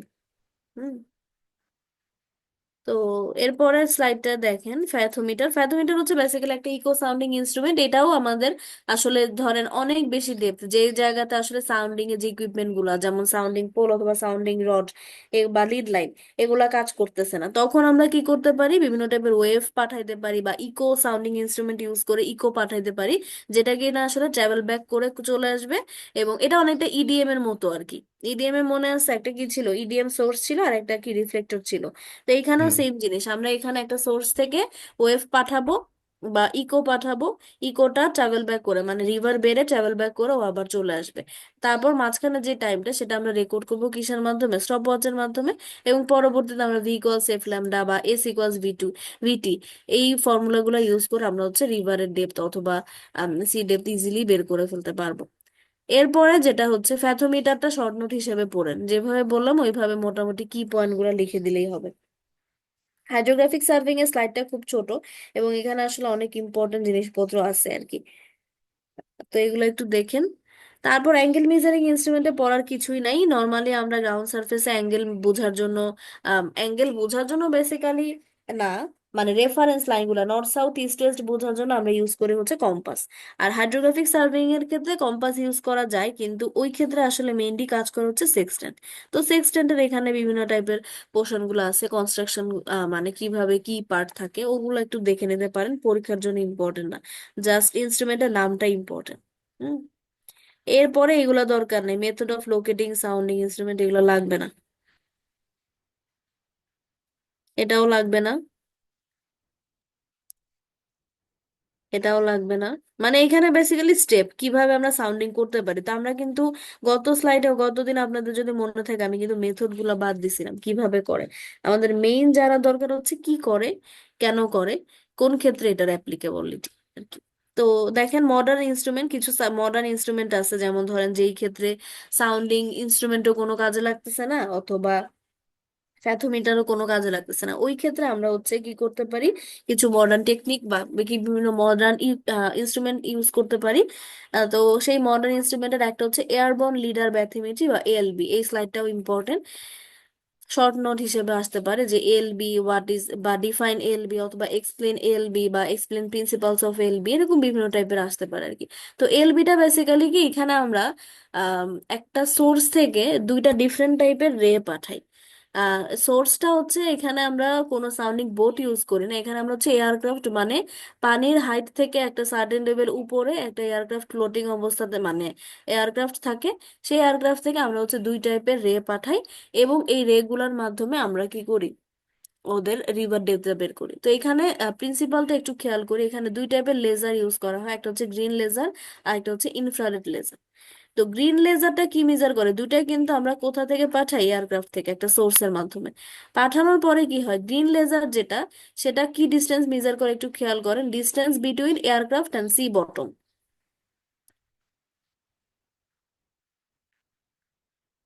ধরেন এটা, এটা হচ্ছে সি লেভেল, এয়ারক্রাফটটা ধরেন এরকম একটা জায়গাতে আছে। তো দুইটা রেপ পাঠাইতেছে, একটা হচ্ছে কি গ্রিন আর একটা হচ্ছে ইনফ্রারেড।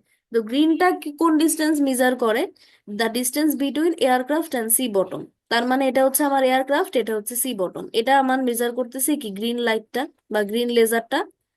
আর ইনফ্রারেড যে লেজারটা সেটা হচ্ছে পানি দিয়ে অ্যাবজর্ব হয়ে যায়, মানে ও আর পানি দিয়ে পাস করতে পারে না আর কি। ও কি করে, আমরা যে ইনফ্রারেড লেজারটা দিব সেটা পাস করতেছে কোথা থেকে কোথায়, এয়ারক্রাফট আর হচ্ছে এই যে ওয়াটার লেভেল কতটুকু আছে এই ডিস্টেন্সটা বের করতেছে।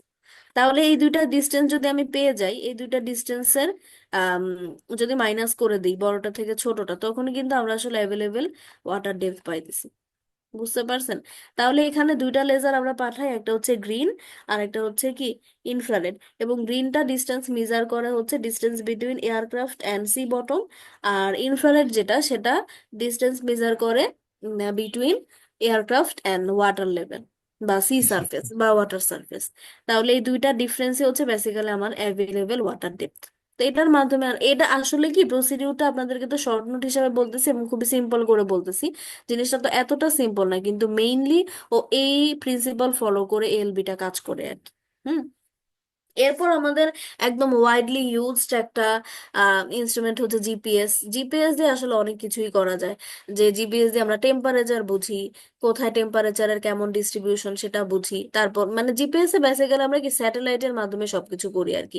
বিভিন্ন জায়গার ছবি তুলে হোক বা বিভিন্ন টাইপের ডেটা হোক, এখানে আমরা বিভিন্ন টাইপের লেজার বা সিগন্যালের মাধ্যমে আমরা হচ্ছে কি করি, বিভিন্ন টাইপের ডিস্টেন্স মেজার করতে পারি। অথবা যেমন এখানে হচ্ছে কি আমরা ওই যে অনেকটা ইডিএম এর মতোই, যে এখানে আমরা একটা স্যাটেলাইট দিয়ে বা একটা রিসিভার দিয়ে হচ্ছে আমরা একটা সিগন্যাল পাঠাই। ওই সিগন্যালটা বাউন্স ব্যাক করে বা হচ্ছে রিফ্লেক্টেড হয়ে আবার মেশিনে চলে আসে, এবং ওদের যে টাইমটা সেই টাইমটা হচ্ছে অটোমেটিক রেকর্ড হয়ে যায় আর কি। পরবর্তীতে আমরা V equals F lambda, S equals VT, এই ফর্মুলা গুলা ইউজ করে হচ্ছে রিভার ডেপথ গুলা পাই। তো মডার্ন ইনস্ট্রুমেন্ট এই দুইটাই আছে, একটা হচ্ছে এলবি আর একটা হচ্ছে জিপিএস। তো এই স্লাইড শেষ। এখন শুরু থেকে একটু বলি যে কি কি আপনাদের পড়তে হবে। প্রথমে হচ্ছে হাইড্রোগ্রাফিক সার্ভেইং এর ডেফিনেশন একটু লিখে নেন। যদিও আপনারা ভিডিওটা রেকর্ড মানে ক্লাসটা রেকর্ড করতেছেন, তারপরও লিখে নিলে মনে থাকবে, রেকর্ডিং দেখা হবে না খুব সম্ভবত।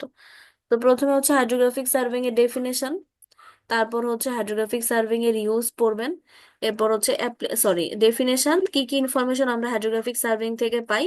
এরপর হচ্ছে অ্যাপ্লিকেশন, এরপর হচ্ছে ইউজ। তারপরে হচ্ছে preliminary steps in hydrographic serving, short note হিসেবে যেভাবে বোঝায় দিলাম ওইভাবে পড়বেন।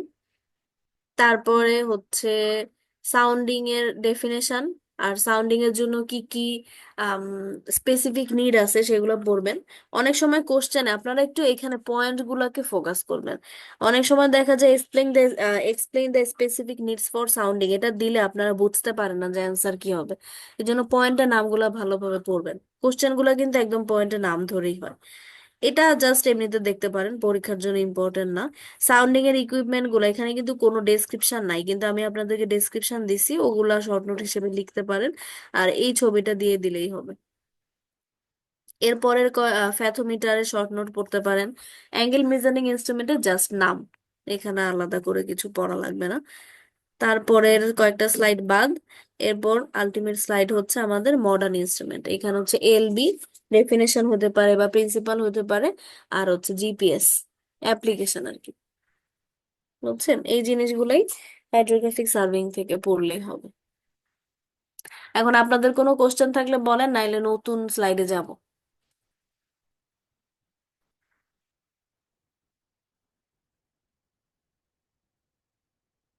কোনো কোশ্চেন আছে?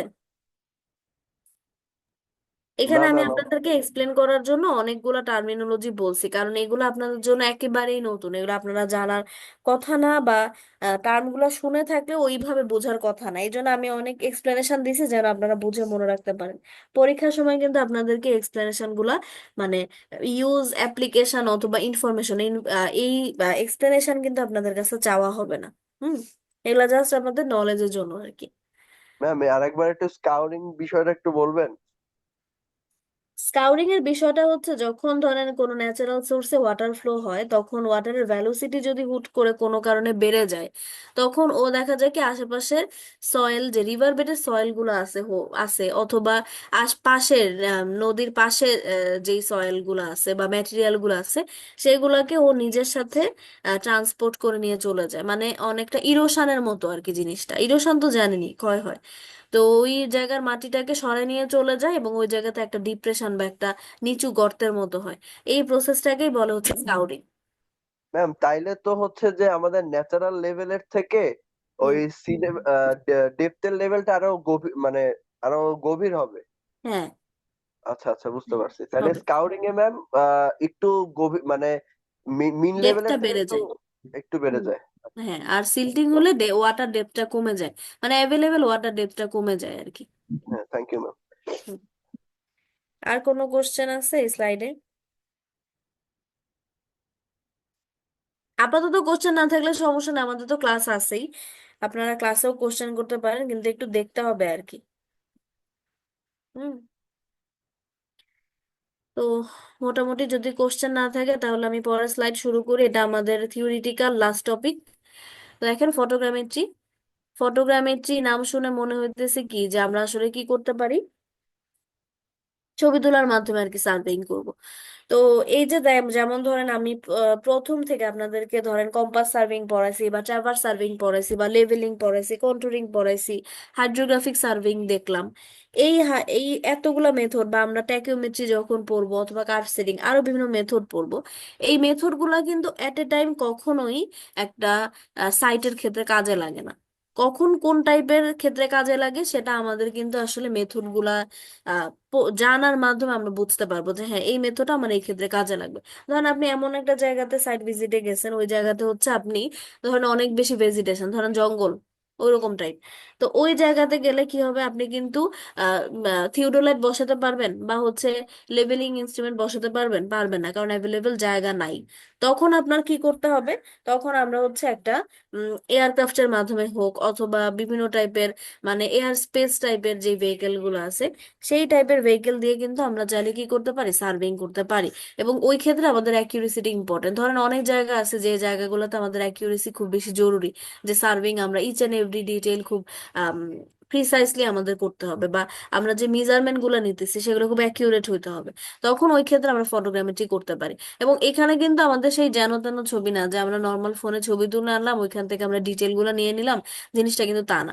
এখন আসলে কি অনেক জায়গাতে যে কাছাকাছি জায়গাগুলো ওগুলোতে কিন্তু ড্রোন ইউজ করা হয়, এবং ড্রোন ইউজ করে কিন্তু আমরা খুব ডিটেল এবং বড় এক্সপোজারের জায়গাটা বুঝি, যে আসলে এই জায়গার কোথায় কতটুকু কি আছে বা কতটুকু ভেজিটেশন, বা এই জায়গাতে যে বিল্ডিং গুলো আছে সেগুলোর হাইট কেমন, বা গাছপালা যেগুলো আছে সেগুলো ম্যাক্সিমাম হাইট কেমন, ওই জিনিসগুলো আমরা বুঝতে পারি।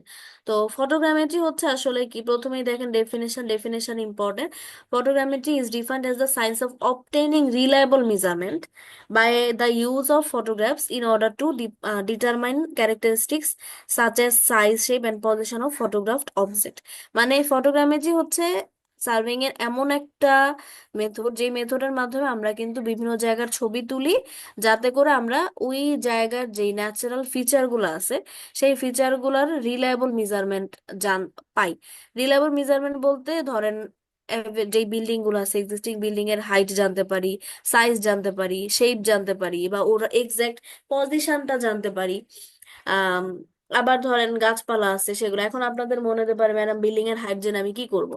ধরেন যেই জায়গাগুলোতে হচ্ছে যেমন এয়ারপোর্টের কাছাকাছি যে জায়গাগুলো, ওই জায়গাগুলোতে আপনারা যখন ট্রান্সপোর্টের বিভিন্ন কোর্স করবেন তখন দেখবেন যে এয়ারপোর্টের আশেপাশে ধরেন আজকে আমাদের পপুলেশন যত বা যতটুকু পপুলেশন ডেনসিটি ওইটার বেসিসে কিন্তু এয়ারপোর্টটা কি করা, ডিজাইন করা, মানে ও এতটুকু পরিমাণে পিপলকে সার্ভ করতে পারবে। কিন্তু আজকে থেকে ধরেন 20 বছর পরে আমাদের পপুলেশন কিন্তু অবভিয়াসলি কি হবে, বাড়বে।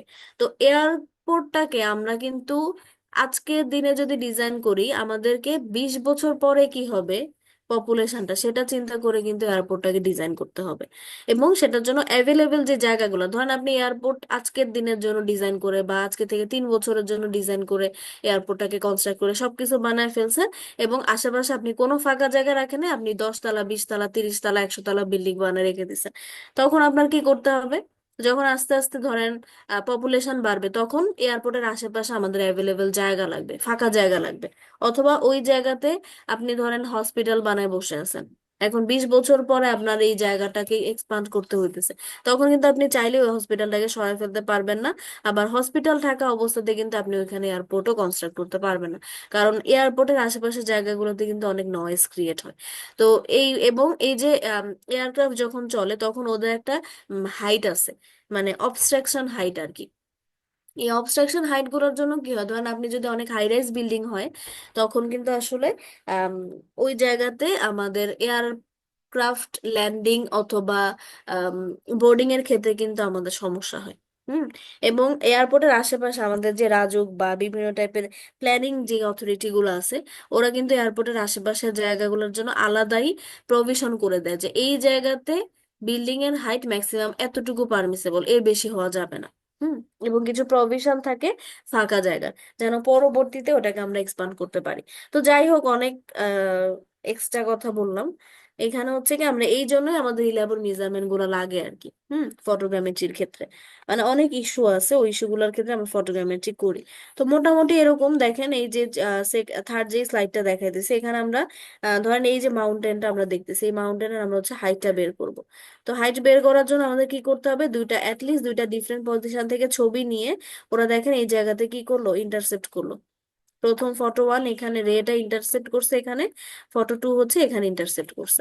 তো ওদের ইন্টারসেপ্টিং যেই পয়েন্টটা আছে সেটা থেকে আমরা হচ্ছে আমাদের যে ডেটাম, সেটার হাইটটা আমরা ফটোগ্রামেট্রির মাধ্যমে পাবো।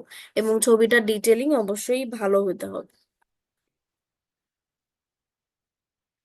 এরপর হচ্ছে ফটোগ্রামেট্রির জন্য কি কি দরকার এটা বোঝাই যাচ্ছে। অবশ্যই যে কোনো সার্ভেইং করার আগে আমাদের প্ল্যান করতে হবে, যেটাকে আমরা রিকগনাইসেন্স বলতেছি। প্ল্যানিং করতে হবে যেন আমরা কোন পজিশন থেকে কয়টা ছবি তুললে আমরা হচ্ছে এই যে এক্সিস্টিং স্ট্রাকচার গুলো, সেগুলো ডিটেইল, সাইজ, শেপ বা বিভিন্ন ক্যারেক্টারিস্টিক্স জানতে পারি সেগুলা। তারপর ছবিটাকে প্রসেস করতে হবে, এবং প্রসেস করে পরবর্তীতে আমরা কি করব সেটাকে হচ্ছে আমরা স্কেল ডাউন করে আমাদের ম্যাপে আঁকতে হবে। দেখেন আলটিমেটলি আমরা যেই মেথডই ফলো করি না কেন, আমাদের আলটিমেট টার্গেটটাই হচ্ছে কি করা, ম্যাপ ড্র করা, তাই না, ম্যাপ প্লট করা। তো এখানে আমার অবশ্যই রিলেবল মেজারমেন্ট লাগবে। এখন ধরেন আপনার একটা গাছের হাইট আসলো 10 মিটার, আপনি তো আর সেটাকে 10 মিটার করে আঁকবেন না, আপনি আঁকবেন সেটাকে কি করে, স্কেল ডাউন করে। তো এই টাইপের মেজারমেন্ট গুলো হচ্ছে আমাদের হাইড্রোগ্রাফিক সার্ভেইং এর লাস্ট স্টেপ আর কি। তো প্রথম হচ্ছে প্ল্যানিং, তারপর হচ্ছে প্রসেসিং অফ ফটোগ্রাফস, তারপর হচ্ছে measuring the photographs and scale down বা রিডিউসিং দ্য মেজারমেন্ট আর কি। তো এটা পড়তে পারেন যে ফটোগ্রামেট্রির জন্য কি লাগে স্টেপ গুলা। এরপর হচ্ছে ফিল্ড অ্যাপ্লিকেশন। ফিল্ড অ্যাপ্লিকেশন আসলে অনেক, এই যে আমাদের টপোগ্রাফিক্যাল যে সার্ভেইং গুলো আছে বা সিভিল ইঞ্জিনিয়ারিং এর ক্ষেত্রে ফটোগ্রামেট্রির আসলে অ্যাপ্লিকেবিলিটি অনেক। কারণ অনেক জায়গা আছে যে জায়গাগুলো ইনএক্সেসিবল। একটু খেয়াল করেন সেকেন্ড পয়েন্টটা, ফটোগ্রাফিক সার্ভেইং হচ্ছে সুইটেবল মাউন্টেনাস অ্যান্ড হিলি টেরেনের ক্ষেত্রে, মানে অনেক বেশি মাউন্টেন আছে অথবা অনেক বেশি হিল আছে এবং ভেজিটেশন কম, ওই জায়গাতে কিন্তু মাউন্টেন মানে আসলে কি ওদের মধ্যে আন্ডুলেশনটা বেশি। হুম। মানে লোয়ার ল্যান্ড আপার ল্যান্ড এগুলা অনেক বেশি ট্রানজিশন হইতেছে। তখন ওই জায়গাতে কিন্তু আপনি যখন লেভেলিং করতে যাবেন, আপনার অনেকবার হয়তো বা লেভেল স্টেশন চেঞ্জ করা লাগতেছে, বা আপনার আইসাইট কমে যাইতেছে, এরকম জিনিসপত্র হয়, বা প্রপারলি আপনি হয়তো বা লেভেলিং ইনস্ট্রুমেন্টটা সেট করতে পারতেছেন না। তখন আমরা কি করি, ওই জায়গার একটা ডিটেল ছবি তুলে পরবর্তীতে ছবি থেকে বিভিন্ন টাইপের মেজারমেন্ট নেই আর কি। তো এটা হচ্ছে ওদের সুইটেবিলিটি। আম, তারপর হচ্ছে geological mapping. Obviously geological mapping মানে ম্যাপিং এর মধ্যে কি টাইপের ল্যান্ড এখানে আছে বা কি টাইপের রক দিয়ে আসলে ল্যান্ডটা ফর্ম হয়েছে, এই যে ইনফরমেশন গুলো আমরা হচ্ছে জিওলজিক্যাল ম্যাপিং এর মাধ্যমে পাই থ্রু ফটোগ্রামেট্রি। হুম। এরপরে হচ্ছে যেই জায়গায় মানে যেই প্রজেক্ট গুলোতে আমাদের অনেক বেশি ধরেন ক্লায়েন্টের ডিমান্ড অনেক বেশি হাই, মানে হাই অ্যাকিউরেসি চাইতেছে, তখন আমরা মানে হাইড্রোগ্রাফিক সরি ফটোগ্রামেট্রি করতে পারি আর কি। আর আরবান রিজিওনাল প্ল্যানিং এর ক্ষেত্রে অবভিয়াসলি করতে পারি। আরবান রিজিওনাল প্ল্যানিং মানে হচ্ছে এখানে আসলে অনেক মানুষ এবং অনেক হিউজ এরিয়া নিয়ে কাজ। যখন অনেক হিউজ এরিয়া নিয়ে কাজ হয় তখন আমাদের এক্সপোজারটা অনেক বেশি লাগে। খেয়াল করেন ফটোগ্রামেট্রি কিন্তু অনেক কারণে হতে পারে। একটা হচ্ছে যদি ইনএক্সেসিবল এরিয়া হয় তখন হতে পারে, যদি অ্যাকিউরেসি বেশি লাগে তখন হতে পারে, যদি আমাদের অনেক বড় এক্সপোজার এরিয়া লাগে তখন আমরা চাইলে ফটোগ্রামেট্রি ইউজ করতে পারি। কারণ এক্সপোজার এরিয়া যদি বড় হয় তখন আপনি ট্রেডিশনাল মেথডে যদি লেভেলিং করেন অথবা কন্টুরিং করেন অথবা কম্পাস সার্ভিং করেন, তখন কিন্তু আসলে অনেক বেশি টাইম কনজিউমিং হয়ে যায়। এই জন্য এই ক্ষেত্রে আমরা যদি ফটোগ্রামেট্রি করি, আমরা এট এ টাইম পুরা সাইটটার ছবি তুলে নিয়ে আসলাম বড় এক্সপোজারে, তখন ওইখান থেকে আমরা বিভিন্ন ডিটেইলটা বুঝি আর কি। আবার যদি ইনএক্সেসিবল এরিয়া হয়, যেমন ধর মাউন্টেনাস এরিয়া যদি হয়, ধরেন চিটাগাঙে বা রাঙামাটিতে, ওই জায়গাতে আপনি কিন্তু ইচ্ছা করলে যাইতে পারবেন না, তাই না? তো আপনি কোনো ডিটেল ভুলেও যেতে পারেন, তখন আমরা ওই জায়গাতে যদি ফটোগ্রামেট্রি করে আমাদের কাছে ইনস্ট্যান্ট ছবি থাকবে, ছবি থেকে আমরা বিভিন্ন ডিটেইল নিয়ে নিব আর কি। এরপর হচ্ছে বিভিন্ন টাইপের প্ল্যানিং এর ক্ষেত্রে আমরা ইউজ করতে পারি, যেমন ধরেন সিকিউরিটি অথবা কোনো ব্রিজ কনস্ট্রাকশনের ক্ষেত্রে বা হাইড্রো পাওয়ারের ক্ষেত্রে, এরকম বিভিন্ন টাইপের মানে মোট কথা যেই জায়গাগুলো ইনএক্সেসিবল ওই জায়গাতেই আসলে আমাদের ফটোগ্রামেট্রিটা খুব খুব ইম্পর্টেন্ট, বুঝছেন? তো ফিল্ড অ্যাপ্লিকেশনটা দেখবেন, ইম্পর্টেন্স আর অ্যাপ্লিকেশন আসলে খুবই সিমিলার। ইম্পর্টেন্ট অ্যাপ্লিকেশন আলাদা করে পড়ার দরকার নেই, যে কোনো একটা পড়লেই হবে। একটা বলে অন্যটা লিখে দিতে পারবেন, বুঝছেন? তাহলে প্রথমে গেল কি ফটোগ্রামেট্রির ডেফিনেশন, তারপরে ফটোগ্রামেট্রির জন্য কিছু রিকোয়ারমেন্ট ছিল, তিনটা রিকোয়ারমেন্ট, সেগুলো দেখবেন। তারপরে হচ্ছে ফিল্ড অ্যাপ্লিকেশন বা ইম্পর্টেন্স অফ ফটোগ্রামেট্রি। আমি তো বলে যাইতেছি, আপনাদের যদি কোনো স্টেপে প্রবলেম হয় একটু জিজ্ঞাসা করেন। এখন হচ্ছে ফটোগ্রামেট্রির অ্যাডভান্টেজ আর ডিসঅ্যাডভান্টেজ। তো অ্যাডভান্টেজ তো আসলে অনেক, দেখেন প্রথমেই হচ্ছে অনেক বেশি অ্যাকুরেসি, অনেক বড় এরিয়া কভার করে এবং খুব ফাস্ট কাজ হয়। বড় এরিয়ার ক্ষেত্রে কিন্তু ট্রেডিশনাল মেথডের তুলনায় ফটোগ্রামেট্রিতে অনেক বেশি ফাস্ট আমরা সার্ভিং করতে পারি। আপনারা অ্যাটেন্ডেন্স দিতেছেন? অ্যাটেন্ডেন্স এখনো চাই নাই, চাইলে দিতে পারেন। লেস টাইম কনজিউমিং এবং কোন জায়গার ক্ষেত্রে এটা মোর অ্যাপ্লিকেবল সেটা হচ্ছে মানে যেখানে আমাদের ইনএক্সেসিবল এরিয়া বা রেস্ট্রিক্টেড যে এরিয়াগুলো, যে আমাদের ধরে সেফটি পারপাসে ওই জায়গাতে হয়তো বা আমাদের সার্ভেয়ার অ্যালাউ করতেছে না, হিউম্যান অ্যালাউ করতেছে না, তখন ওই জায়গাতে আমরা সার্টেন হাইট থেকে ছবি তুলে কিন্তু সার্ভিং করতে পারি। তারপর ধরেন যদি বড় এরিয়া হয়, বড় এরিয়াগুলোর ক্ষেত্রে দেখেন চিপ অথবা কস্ট ইফেক্টিভ কিনা, সেটাই কিন্তু আসলে আমাদের রিলেটিভ।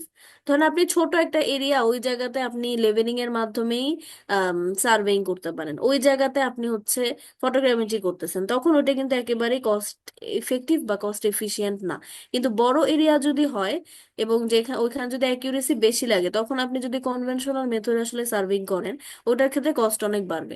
ওই তুলনায় আপনি যদি হাইড্রোগ্রাফি সরি ফটোগ্রামেট্রি করেন, তখন ওটার যেমন কস্ট ইফেক্টিভ হবে এবং ইন দা লং রান আপনি ওটার অ্যাকিউরেসিও ভালো পাবেন। এবং ইজি টু ইন্টারপ্রেট এবং আন্ডারস্ট্যান্ড, বুঝতেই পারতেছেন যেহেতু ইনস্ট্যান্ট ছবি থাকে, আমরা ইজিলি ছবি থেকে অনেক ডিটেলিং পেয়ে যাই আর কি, আর খুব ভালো বুঝতে পারি যে আসলে কোন জায়গাতে কি আছে বা কতটুকু জায়গা জুড়ে আছে। এটা হচ্ছে অ্যাডভান্টেজ। ডিসঅ্যাডভান্টেজ হচ্ছে অবভিয়াসলি কমপ্লেক্স সিস্টেম, মানে এটা হচ্ছে হাইলি ট্রেইনড হিউম্যান রিসোর্স লাগে, আমরা যে যে সে উঠে যে আসলে ফটোগ্রামেট্রি করতে পারবো না। এবং ইনস্টলেশন দেখেন, এখানে কিন্তু একটা সার্টেন হাইটে এয়ারক্রাফট হচ্ছে কন্টিনিউয়াসলি মুভ করতেছে, ওই অবস্থাতে আপনার ক্যামেরাটাকে ভালোভাবে ইনস্টল করতে হবে যেন আপনি ঠিকঠাক ভাবে ঠিকঠাক রেজলিউশনের ছবি তুলতে পারেন। এই জন্য ইনস্টলেশন বা ইনিশিয়েশনের যে টাইম, সেই টাইমের আমাদের আসলে মানে স্টেপটা একটু কস্টলি। আর হচ্ছে হেভি আর সফিস্টিকেটেড ইকুইপমেন্ট লাগে, মানে পোর্টেবল, ইজিলি পোর্টেবল না। আর হচ্ছে lengthy administrative procedure for getting permission to fly. Fly করার জন্য আমরা নর্মালি যেমন ভিসা টিসা আরো আমাদের কিছু ফর্মালিটি থাকে, এই ক্ষেত্রেও কিন্তু সেম জিনিস, যে ফটোগ্রামেট্রিতে যেহেতু আমরা এয়ারক্রাফটের মাধ্যমে করতেছি, তার মানে অবশ্যই এখানে আমাদের অ্যাডমিনিস্ট্রেটিভ পারমিশন লাগবে। এবং এই অ্যাডমিনিস্ট্রেটিভ পারমিশন পাওয়াটা অনেক লেন্দি একটা প্রসিডিউর আর কি। এবং অবভিয়াসলি ওয়েদার ডিপেন্ডেন্ট, ওয়েদারের উপর ভ্যারি করবে।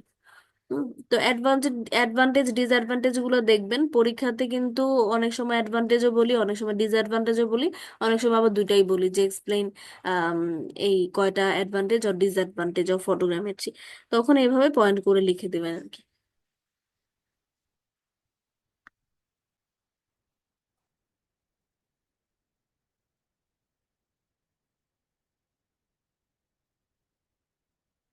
এখন হচ্ছে টাইপস অফ ফটোগ্রামেট্রি। ফটোগ্রামেট্রি দুইটা টাইপের।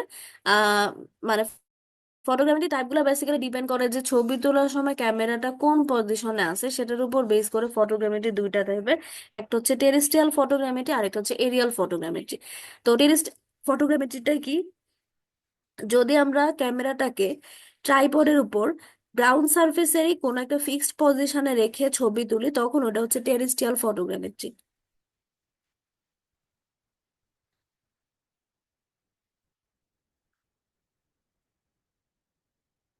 তাহলে টেরেস্ট্রিয়াল ফটোগ্রামেট্রিতে আমাদের ক্যামেরাটা কোথায় থাকতেছে, গ্রাউন্ড সারফেসের উপরে, অবশ্যই ট্রাইপডের উপরে একটা ফিক্সড জায়গাতে। এবং এখানে আমরা হচ্ছে ফটো থিওডোলাইট ইউজ করতেছি, যেহেতু ওই যে ট্রাইপডটাকে আমরা আসলে কি করি, মানে অনেকটা এখানে থিওডোলাইট কাজ করে কি, আমাদের তো বিভিন্ন অ্যাঙ্গেল থেকে ছবি তুলতে হয়, যেহেতু অ্যাঙ্গেল বোঝা লাগে, তার মানে অবশ্যই এখানে থিওডোলাইটের অ্যাপ্লিকেশন আছে। এবং থিওডোলাইট বলেন বা ক্যামেরা বলেন, পুরো জিনিসটাই আমরা হচ্ছে একটা ট্রাইপডের উপর বসাই, এই জন্য পুরা কম্বিনেশনটাকে বলা হচ্ছে ফটো থিওডোলাইট আর কি।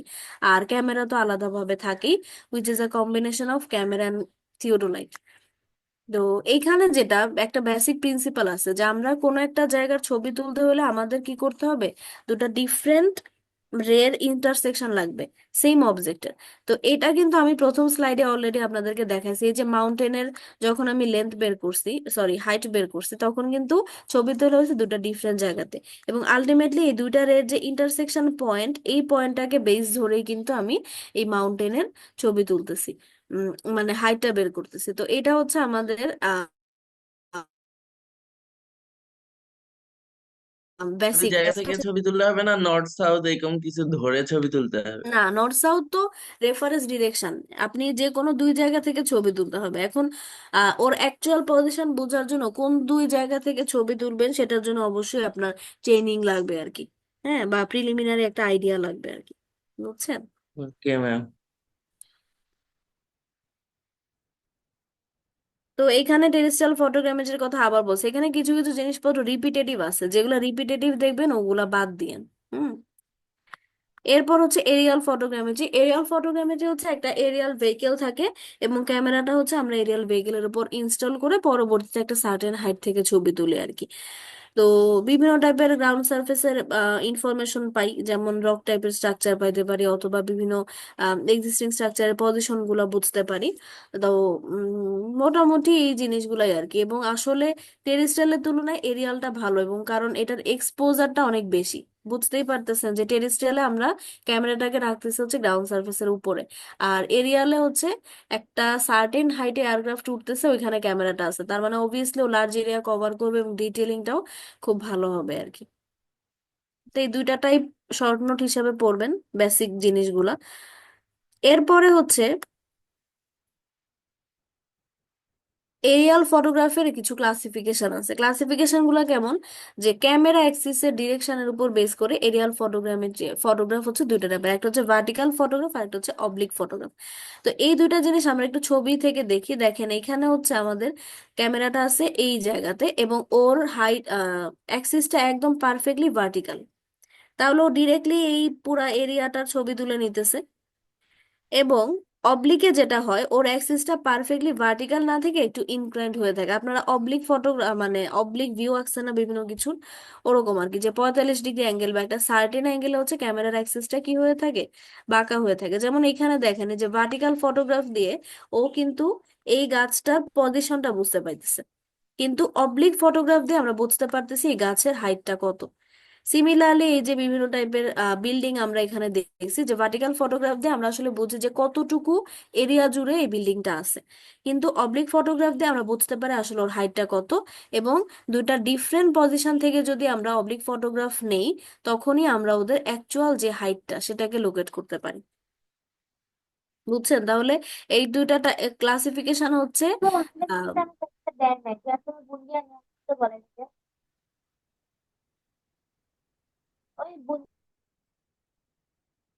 এই দুটা হচ্ছে আমাদের এরিয়াল ফটোগ্রাফের ক্লাসিফিকেশন, মানে একটা হচ্ছে অবলিক আর একটা হচ্ছে ভার্টিক্যাল ফটোগ্রাফ। এই অবলিকুইটির মধ্যে আবার একটু ক্লাসিফিকেশন আছে, কিছু আছে হচ্ছে হাই অবলিক, কিছু আছে হচ্ছে লো অবলিক।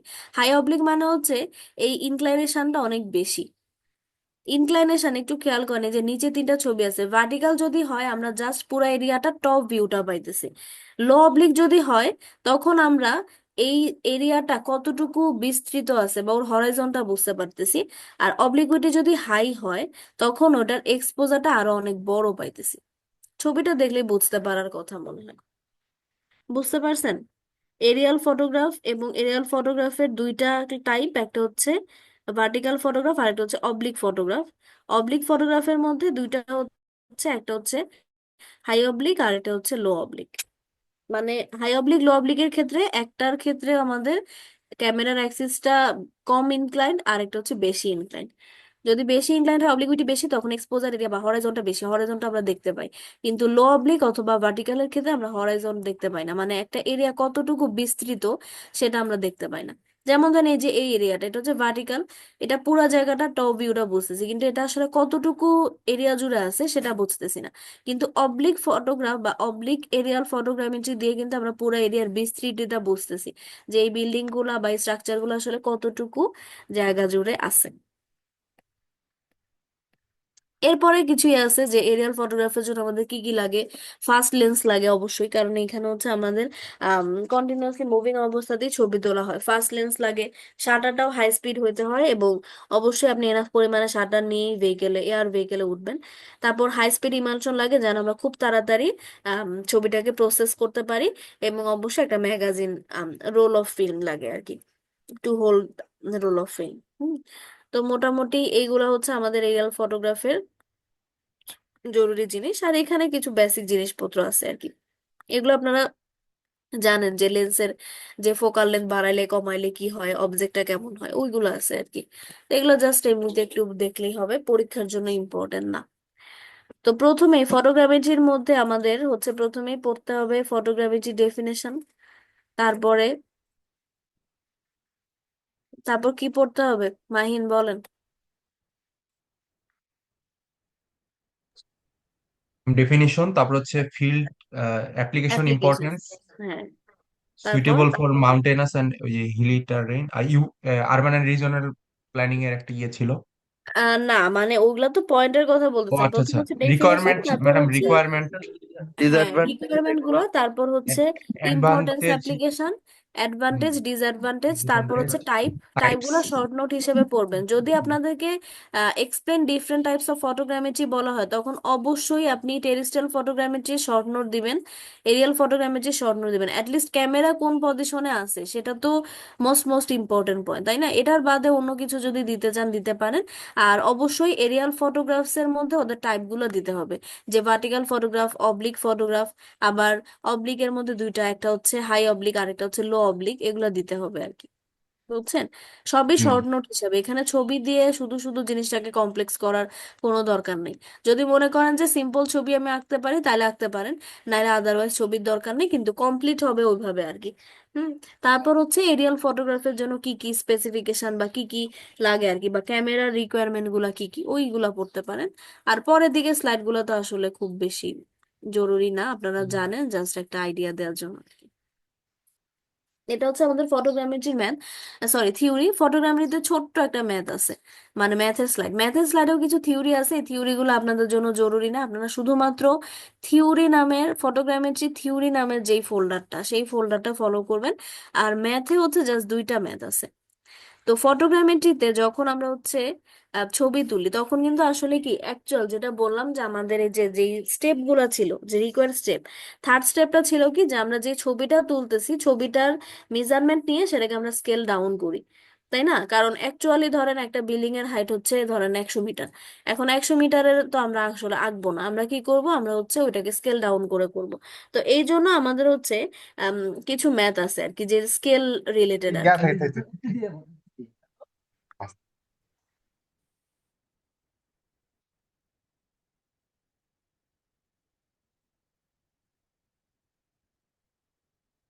তো দেখেন এখানে স্কেলের ব্যাপারটা কি, ধরেন এই যে ও পজিশনে ক্যামেরাটা আছে, ক্যামেরাটা ও পজিশনে আছে। আমি হচ্ছে ও পজিশন থেকে ছবি তুলতেছি তিনটা ডিফারেন্ট ডিফারেন্ট পয়েন্টের, একটা হচ্ছে পি, একটা হচ্ছে এম, একটা হচ্ছে এন। এই প্রত্যেকটাই গ্রাউন্ড সারফেসের উপরে আছে। আর এই যে এক্স এক্স যেটা, এটা হচ্ছে আমার বেসিক্যালি রেফারেন্স ডেটাম। এই রেফারেন্স ডেটামের সাপেক্ষে আমি এই পয়েন্টগুলোর এলিভেশন বের করতে চাইতেছি, বা রিডিউস লেভেল যদি বলেন সেটা বের করতে চাইতেছি। বুঝাতে পারছি কি চাইতেছি? এখন আমি ডিফারেন্ট ডিফারেন্ট জায়গাতে ছবি তুললাম। তো ছবি তুললে ধরেন আমার ও থেকে, মানে ক্যামেরার যেই অপটিক্যাল সেন্টার বা আলোক কেন্দ্র, সেটা থেকে প্রধান ফোকাসের যে দূরত্ব সেটা হচ্ছে ফোকাল লেন্থ এফ। ডেটাম থেকে ক্যামেরাটা যে হাইটে আছে সেটা হচ্ছে ক্যাপিটাল এইচ। আর ডেটাম থেকে এই প্রত্যেকটা পয়েন্ট যেই ডিস্টেন্স আছে সেগুলো ইন্ডিভিজুয়ালি হচ্ছে এইচপি, এইচ এম, আর এটা হচ্ছে কি এইচ এন। মোটামুটি এরকম। এখন আমরা আহ যে ছবি তুলছি সেই ছবিতে অ্যাপ্রোপ্রিয়েট স্কেল ইউজ করে এই অ্যাকচুয়াল যে ডেপথ গুলো আছে সেগুলো বের করব। তো ফর্মুলাটা হচ্ছে, দেখেন এটা, এস ইকুয়ালস হচ্ছে small f divided by capital H minus small h, যেখানে এস হচ্ছে স্কেল, এফ হচ্ছে ফোকাল লেন্থ, ক্যামেরার ফোকাল লেন্থ, ক্যাপিটাল এইচ হচ্ছে flying height of aerial vehicle.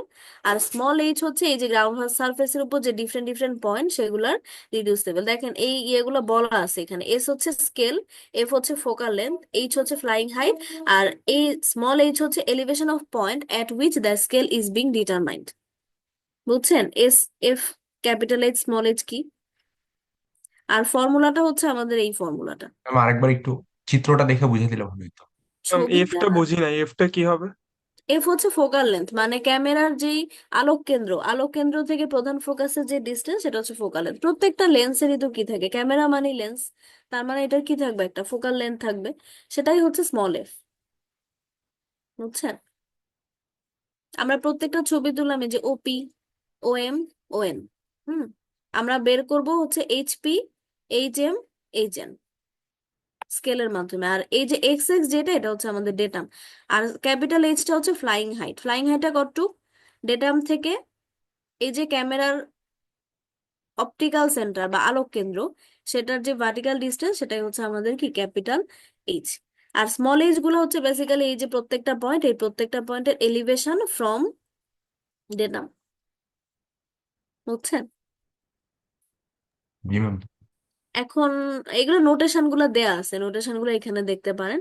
Formula হচ্ছে আমাদের S equal small f divided by capital H minus small h. তো এখানে আমাদের আসলে চারটা কোয়ান্টিটি, তা আমাদের যে কোনো একটা কোয়ান্টিটির ভ্যালু যদি আননোন থাকে বাকি তিনটা অবশ্যই দেয়া থাকতে হবে। তো প্রথম 14.1 অঙ্কটা একটু দেখেন। The elevation of 2 points A and B in aerial photographs are 500 metre and 565 metre respectively. The scales at this point on the photographs are 1 in 10,000 and 1 in 9,870. তার মানে আমরা যদি একটা পয়েন্টের এলিভেশন হয় 10,000, সেটাকে আমরা ছবি ছবিতে আঁকার সময় আঁকবো হচ্ছে 1 ইউনিট, প্রথম এ পয়েন্টের ক্ষেত্রে। আর বি পয়েন্টের ক্ষেত্রে আমরা যদি আমাদের অ্যাকচুয়ালি কোনো কিছুর হাইট হয় 9,870, তখন সেটাকে আমরা স্কেলে লিখবো হচ্ছে 1। এটা হচ্ছে বি পয়েন্টের জন্য। এখন আমাদেরকে আরেকটা নতুন পয়েন্ট সি পয়েন্টের এলিভেশন বের করতে বলছে, যেখানে স্কেল দেয়া আছে 1/80,000। তা এখন আমরা ফর্মুলা ইউজ করব এটা। তা আমাদের এই ফর্মুলার মধ্যে কি কি দেয়া আছে, তিনটা পয়েন্ট, একটা হচ্ছে এ পয়েন্ট, একটা হচ্ছে বি পয়েন্ট, একটা হচ্ছে সি পয়েন্ট। প্রত্যেকটা পয়েন্টের জন্য কিন্তু এই ফর্মুলাটা আলাদা। যেমন এ পয়েন্টের জন্য এস কত হবে, 1/10,000। এফ কি দেয়া আছে কোথাও, ফোকাল লেন্থ, এফ কিন্তু দেয়া নাই কোথাও। এই যে ইকুয়েশনটা, এই ইকুয়েশনটা কিন্তু তিনটা পয়েন্টের জন্যই অ্যাপ্লিকেবল, জাস্ট ভ্যালু গুলা কি হবে, চেঞ্জ হবে। এ এর জন্য একরকম ভ্যালু, বি এর জন্য একরকম ভ্যালু, সি এর জন্য একরকম ভ্যালু। কিন্তু প্রত্যেক ক্ষেত্রেই আমার কোনটা কনস্ট্যান্ট বলেন? Focal length. ফোকাল লেন্থ আর flying length height constant. Constant, তাই না? আর পয়েন্টে ওয়াইজ আমাদের ভ্যারিয়েবল হচ্ছে স্কেল আর এলিভেশন অফ দ্যাট পয়েন্ট, তাই তো? এই ছবিতে তো তাই দেখতেছি নাকি, ছবিতে মিস সবসময় এজটা বুঝিনি। এসটা হচ্ছে স্কেল, মানে অ্যাকচুয়ালি আমরা ছবিতে যতটুকু হাইট পাইতেছি সেটাকে কতটুকু স্কেল ডাউন করে আমি ম্যাপে আঁকবো, সেটাই হচ্ছে এস। এস কিন্তু এখানে দেখানো পসিবল না। বুঝছেন? জি। এস হচ্ছে ছবিতে বা দেখানোর মতো না স্কেল আর কি, যে স্কেলটা আমরা ধরতেছি। এখানে আমাদের কনস্ট্যান্ট হচ্ছে তিনটা পজিশনের ক্ষেত্রে কনস্ট্যান্ট হচ্ছে স্মল এফ, ক্যাপিটাল এইচ, আর ভ্যারিয়েবল হচ্ছে স্মল এইচ আর হচ্ছে এস। এখন আমরা এই অঙ্কটা শুরু করি। দেখেন পয়েন্ট এ এর জন্য আমরা এস এর ভ্যালু কত হবে, 1/10,000। এফ এর ভ্যালু আমরা জানি না, এইচ এর ভ্যালুও জানি না। পয়েন্ট এ এর জন্য স্মল এইচ কত, 500 মিটার। দেখেন elevation of point A and B বলা আছে কত, 500 আর 565। তাহলে এই পয়েন্টের জন্য স্মল এইচ কত, 500। তাহলে পয়েন্ট এ এর জন্য আমি ফর্মুলা পাইলাম। খেয়াল করেন এই যে মেইন ইকুয়েশনটা, এই যে এই ইকুয়েশনটা, এই ইকুয়েশনের মধ্যে আমার আননোন কয়টা, মেইন আননোন কয়টা, দুইটা। দুইটা না? একটা তো হচ্ছে কি দুইটা ক্যাপিটাল এইচ, আর একটা হচ্ছে স্মল এফ। তার মানে দুইটা আননোন সলভ করার জন্য আমার ইকুয়েশন কয়টা লাগবে বলেন? লাগবে ম্যাম। দুইটা। কয়টা, দুইটা। তিনটা না চারটা? দুইটা। দুইটা। দুইটা, দুইটা হইলেই হবে অ্যাটলিস্ট। তাহলে এই যে এ আর বি দুইটা পয়েন্ট, এই দুইটা পয়েন্টের ইকুয়েশন ইউজ করে আমরা কি করতে পারবো, ইকুয়েশন সলভ করে স্মল এফ আর এইচ বের করতে পারবো। তো এই পয়েন্টের জন্য ইকুয়েশনটা কি বুঝতে পারছেন, এস কিভাবে হলো বা স্মল এইচ কিভাবে হলো, দেয়া আছে কোশ্চেনে। দেখেন scales at this point on photographs আর 1/10,000 একটার জন্য, আর একটা হচ্ছে 1/9870। তো পয়েন্ট এর জন্য আমি ইকুয়েশনটা লিখলাম। বি এর জন্য এস কত বলেন? 1/9870 সত্তর। এস। এফ তো জানি না, ক্যাপিটাল এইচও জানি না, স্মল এইচ হচ্ছে বি পয়েন্টের জন্য কত? 565। এখন এই দুইটা ইকুয়েশন সলভ করতে পারবেন ক্যালকুলেটরে নাকি? ক্যালকুলেটরে ইকুয়েশন সলভ করতে পারেন না? জি। পারেন তো। তাহলে ইকুয়েশন সলভ করে আপনার কিসের কিসের ভ্যালু আসবে বলেন? এফ এর ভ্যালু আসবে, আর হচ্ছে ক্যাপিটাল ক্যাপিটাল এইচ। এইচ এর ভ্যালু আসবে। তো এইখানে এফ ও ফোকাল লেন্থ মানে লেন্থ, আর ক্যাপিটাল এইচ ও হচ্ছে লেন্থ, দুইটা সেম ইউনিটেই হবে। যদি ইঞ্চে রাখেন দুইটাই ইঞ্চেই হবে, যদি মিটারে রাখেন দুইটাই মিটারে হবে, যদি ফিটে হয় দুটাই ফিটে হবে। বুঝছেন? এখন আলটিমেটলি ইকুয়েশনটা কেমন দাঁড়াইলো তাহলে? মেইন ইকুয়েশনটা ছিল কত?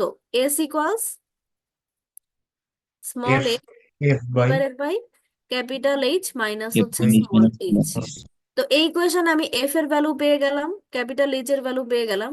এখন আমার কোশ্চেনটা ছিল হচ্ছে সি পয়েন্টের এলিভেশন বের করতে বলছে। তাহলে এটাকে আমি লিখলাম এইচ সি, এটাকে লিখলাম হচ্ছে এ সি। এস সি এর জন্য কোশ্চেনে দেয়া ছিল 1/8000। তাহলে এই ইকুয়েশন আমি এফ এর ভ্যালু কত বসাবো? 0.5।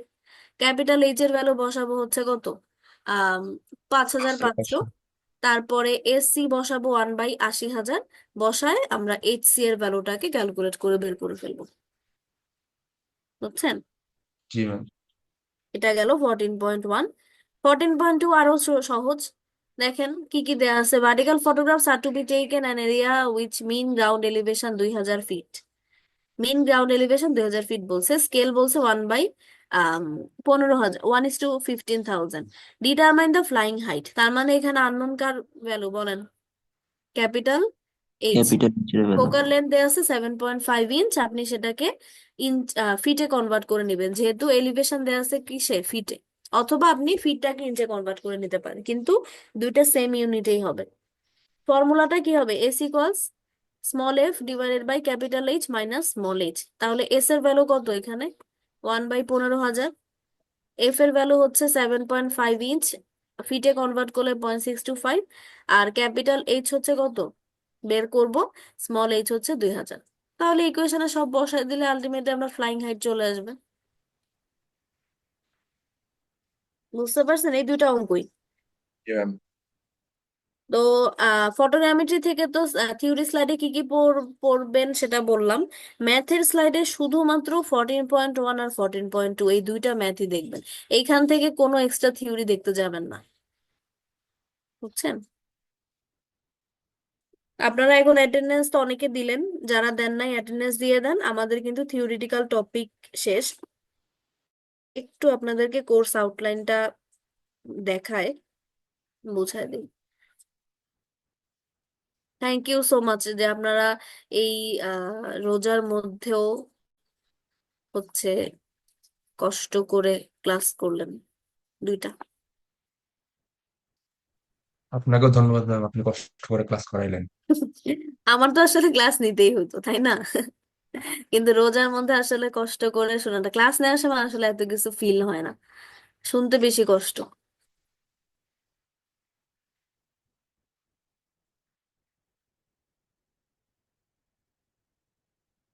আপনাদের কি মোটামুটি ক্লাসগুলো রেগুলার টাইমেই হইতেছে নাকি?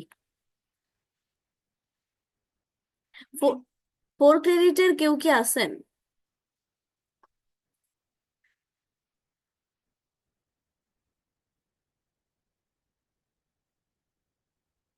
ফোর ক্রেডিট বলতে সেলফ স্টাডি মিন করতেছি।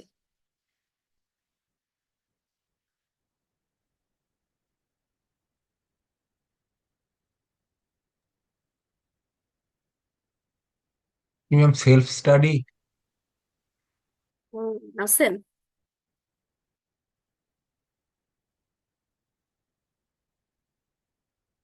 সেলফ স্টাডি যদি কেউ থেকে থাকেন, আপনাদের শুধুমাত্র এই আজকে আর গতকালকে যেই 4টা টপিক পড়ালাম, এই 4টা টপিকের মধ্যে ফটোগ্রামেট্রিটা শুধুমাত্র আপনাদের সিলেবাসের মধ্যে ইনক্লুডেড, যদি কেউ থেকে থাকেন। না থাকলে তো কথা নেই।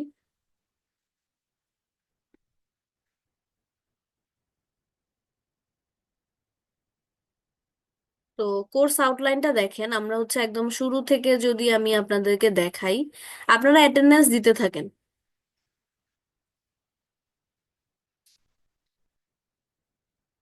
ম্যাম ক্লাস কি শেষ? আজান দিয়ে দিছে। ক্লাস শেষ, আমি জাস্ট আপনাদেরকে কোর্স আউটলাইনটা একটু দেখাইতেছি। দেখেন, প্রথমে এই যে এটা শেষ হলো, আমাদের কম্পাস শেষ হয়েছে, ল্যাটিটিউড শেষ হয়েছে, লেভেলিং শেষ।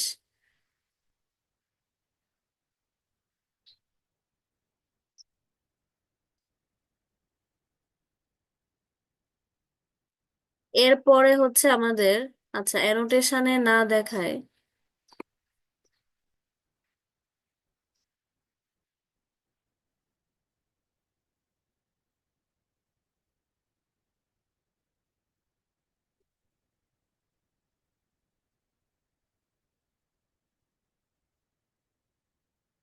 আচ্ছা এতক্ষণ যে আমি স্ক্রিনে দাগাইছি আপনারা কি এটা দেখছেন? ম্যাম দেখছি তো। জি ম্যাম। জি ম্যাম। জি ম্যাম।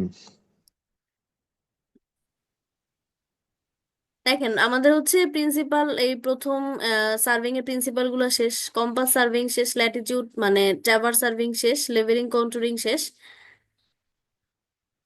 থিওডোলাইট সার্ভিং শেষ, ইডিএম শেষ, ফটোগ্রামেট্রি শেষ, হাইড্রোগ্রাফিক সার্ভিং শেষ। আমাদের শুধুমাত্র ফিজিক্যাল ক্লাসে দুইটা টপিক বাকি আছে, একটা হচ্ছে ট্যাকিওমেট্রি আর একটা হচ্ছে কার্ভ সেটিং। তো এই ক্লাসের মধ্যেই আমরা যেটা করব সেটা হচ্ছে, আপনাদেরকে তো বলছিলাম ক্লাস টেস্ট 2 হচ্ছে লেভেলিং এর উপর হবে। 9th উইকের সেকেন্ড ক্লাসে আমি ক্লাস টেস্ট 2 আপনাদের নিব। এরপরে ক্লাস টেস্ট 3 হবে হচ্ছে ট্যাকিওমেট্রিক সার্ভেইং এর উপর। ক্লাস টেস্ট 4 বা থিওরির উপর যেই সিটিটা, সেটা হচ্ছে আপনাদের theodolite surveying, photogrammetry, EDM, hydrographic survey, এই চারটা টপিকের উপর হবে। এবং যেই টপিকগুলো আমি বললাম সিটিতেও কিন্তু ওগুলার জন্যই, মানে সিটিতেও আসলে ওগুলা থেকেই পড়বেন, মানে এই যে টপিকগুলো আমি বলছি ওগুলা সিটির জন্য সাজেশন প্লাস ফাইনালের জন্য সাজেশন। ম্যাম সিটি ফোরটা আরেকবার বলবেন, থিওডোলাইট। ওই যে আজকে কালকে যেই চারটা টপিক পড়ালাম, ও থিওডোলাইট আচ্ছা আচ্ছা। Surveying, EDM, okay ma'am. Photogrammetry, hydrographic surveying, এবং যেই টপিকগুলো পড়তে বলছি এবং যেভাবে পড়তে বলছি ঠিক ওভাবেই পড়বেন, নাহলে কিন্তু হিউজ পড়া মনে হবে। হুম। তো ঠিক আছে। আর ক্লাস টেস্ট আমরা আসলে 12th উইকের মধ্যেই সব শেষ করতে চাইতেছি। আপনাদের যেহেতু আপনারা একটা কাজ করেন, আপনারা কিন্তু ইজিলি 2 নাম্বার লেভেলিং এর উপর যে সিটিটা সেটা তো আপনারা দিতেই পারবেন। আর থিওরিটিক্যাল টপিকের উপর যে সিটিটা সেটা আমি 10th উইকে নিব, আপনারা পড়তে থাকেন, বুঝছেন? এরপরে আমরা 12th উইকে ম্যাথের যে সিটিটা ট্যাকিওমেট্রির উপর সেটা নিয়ে নিলে আমাদের 12th উইকের মধ্যে সিটি শেষ হয়ে যাবে। আমি ক্লাসরুমে তারপরও পোস্ট করে দিব ডিটেইল, বুঝছেন কি বলছি? জি জি ম্যাম। ম্যাম। আচ্ছা, ঠিক আছে তাহলে। আসসালামু আলাইকুম ম্যাম। ওয়ালাইকুম আসসালাম, থ্যাংক ইউ সো মাচ, আর ঈদ মোবারক আবারও। ম্যাম আসসালামু ভালো আলাইকুম। থাকবেন। ওয়ালাইকুম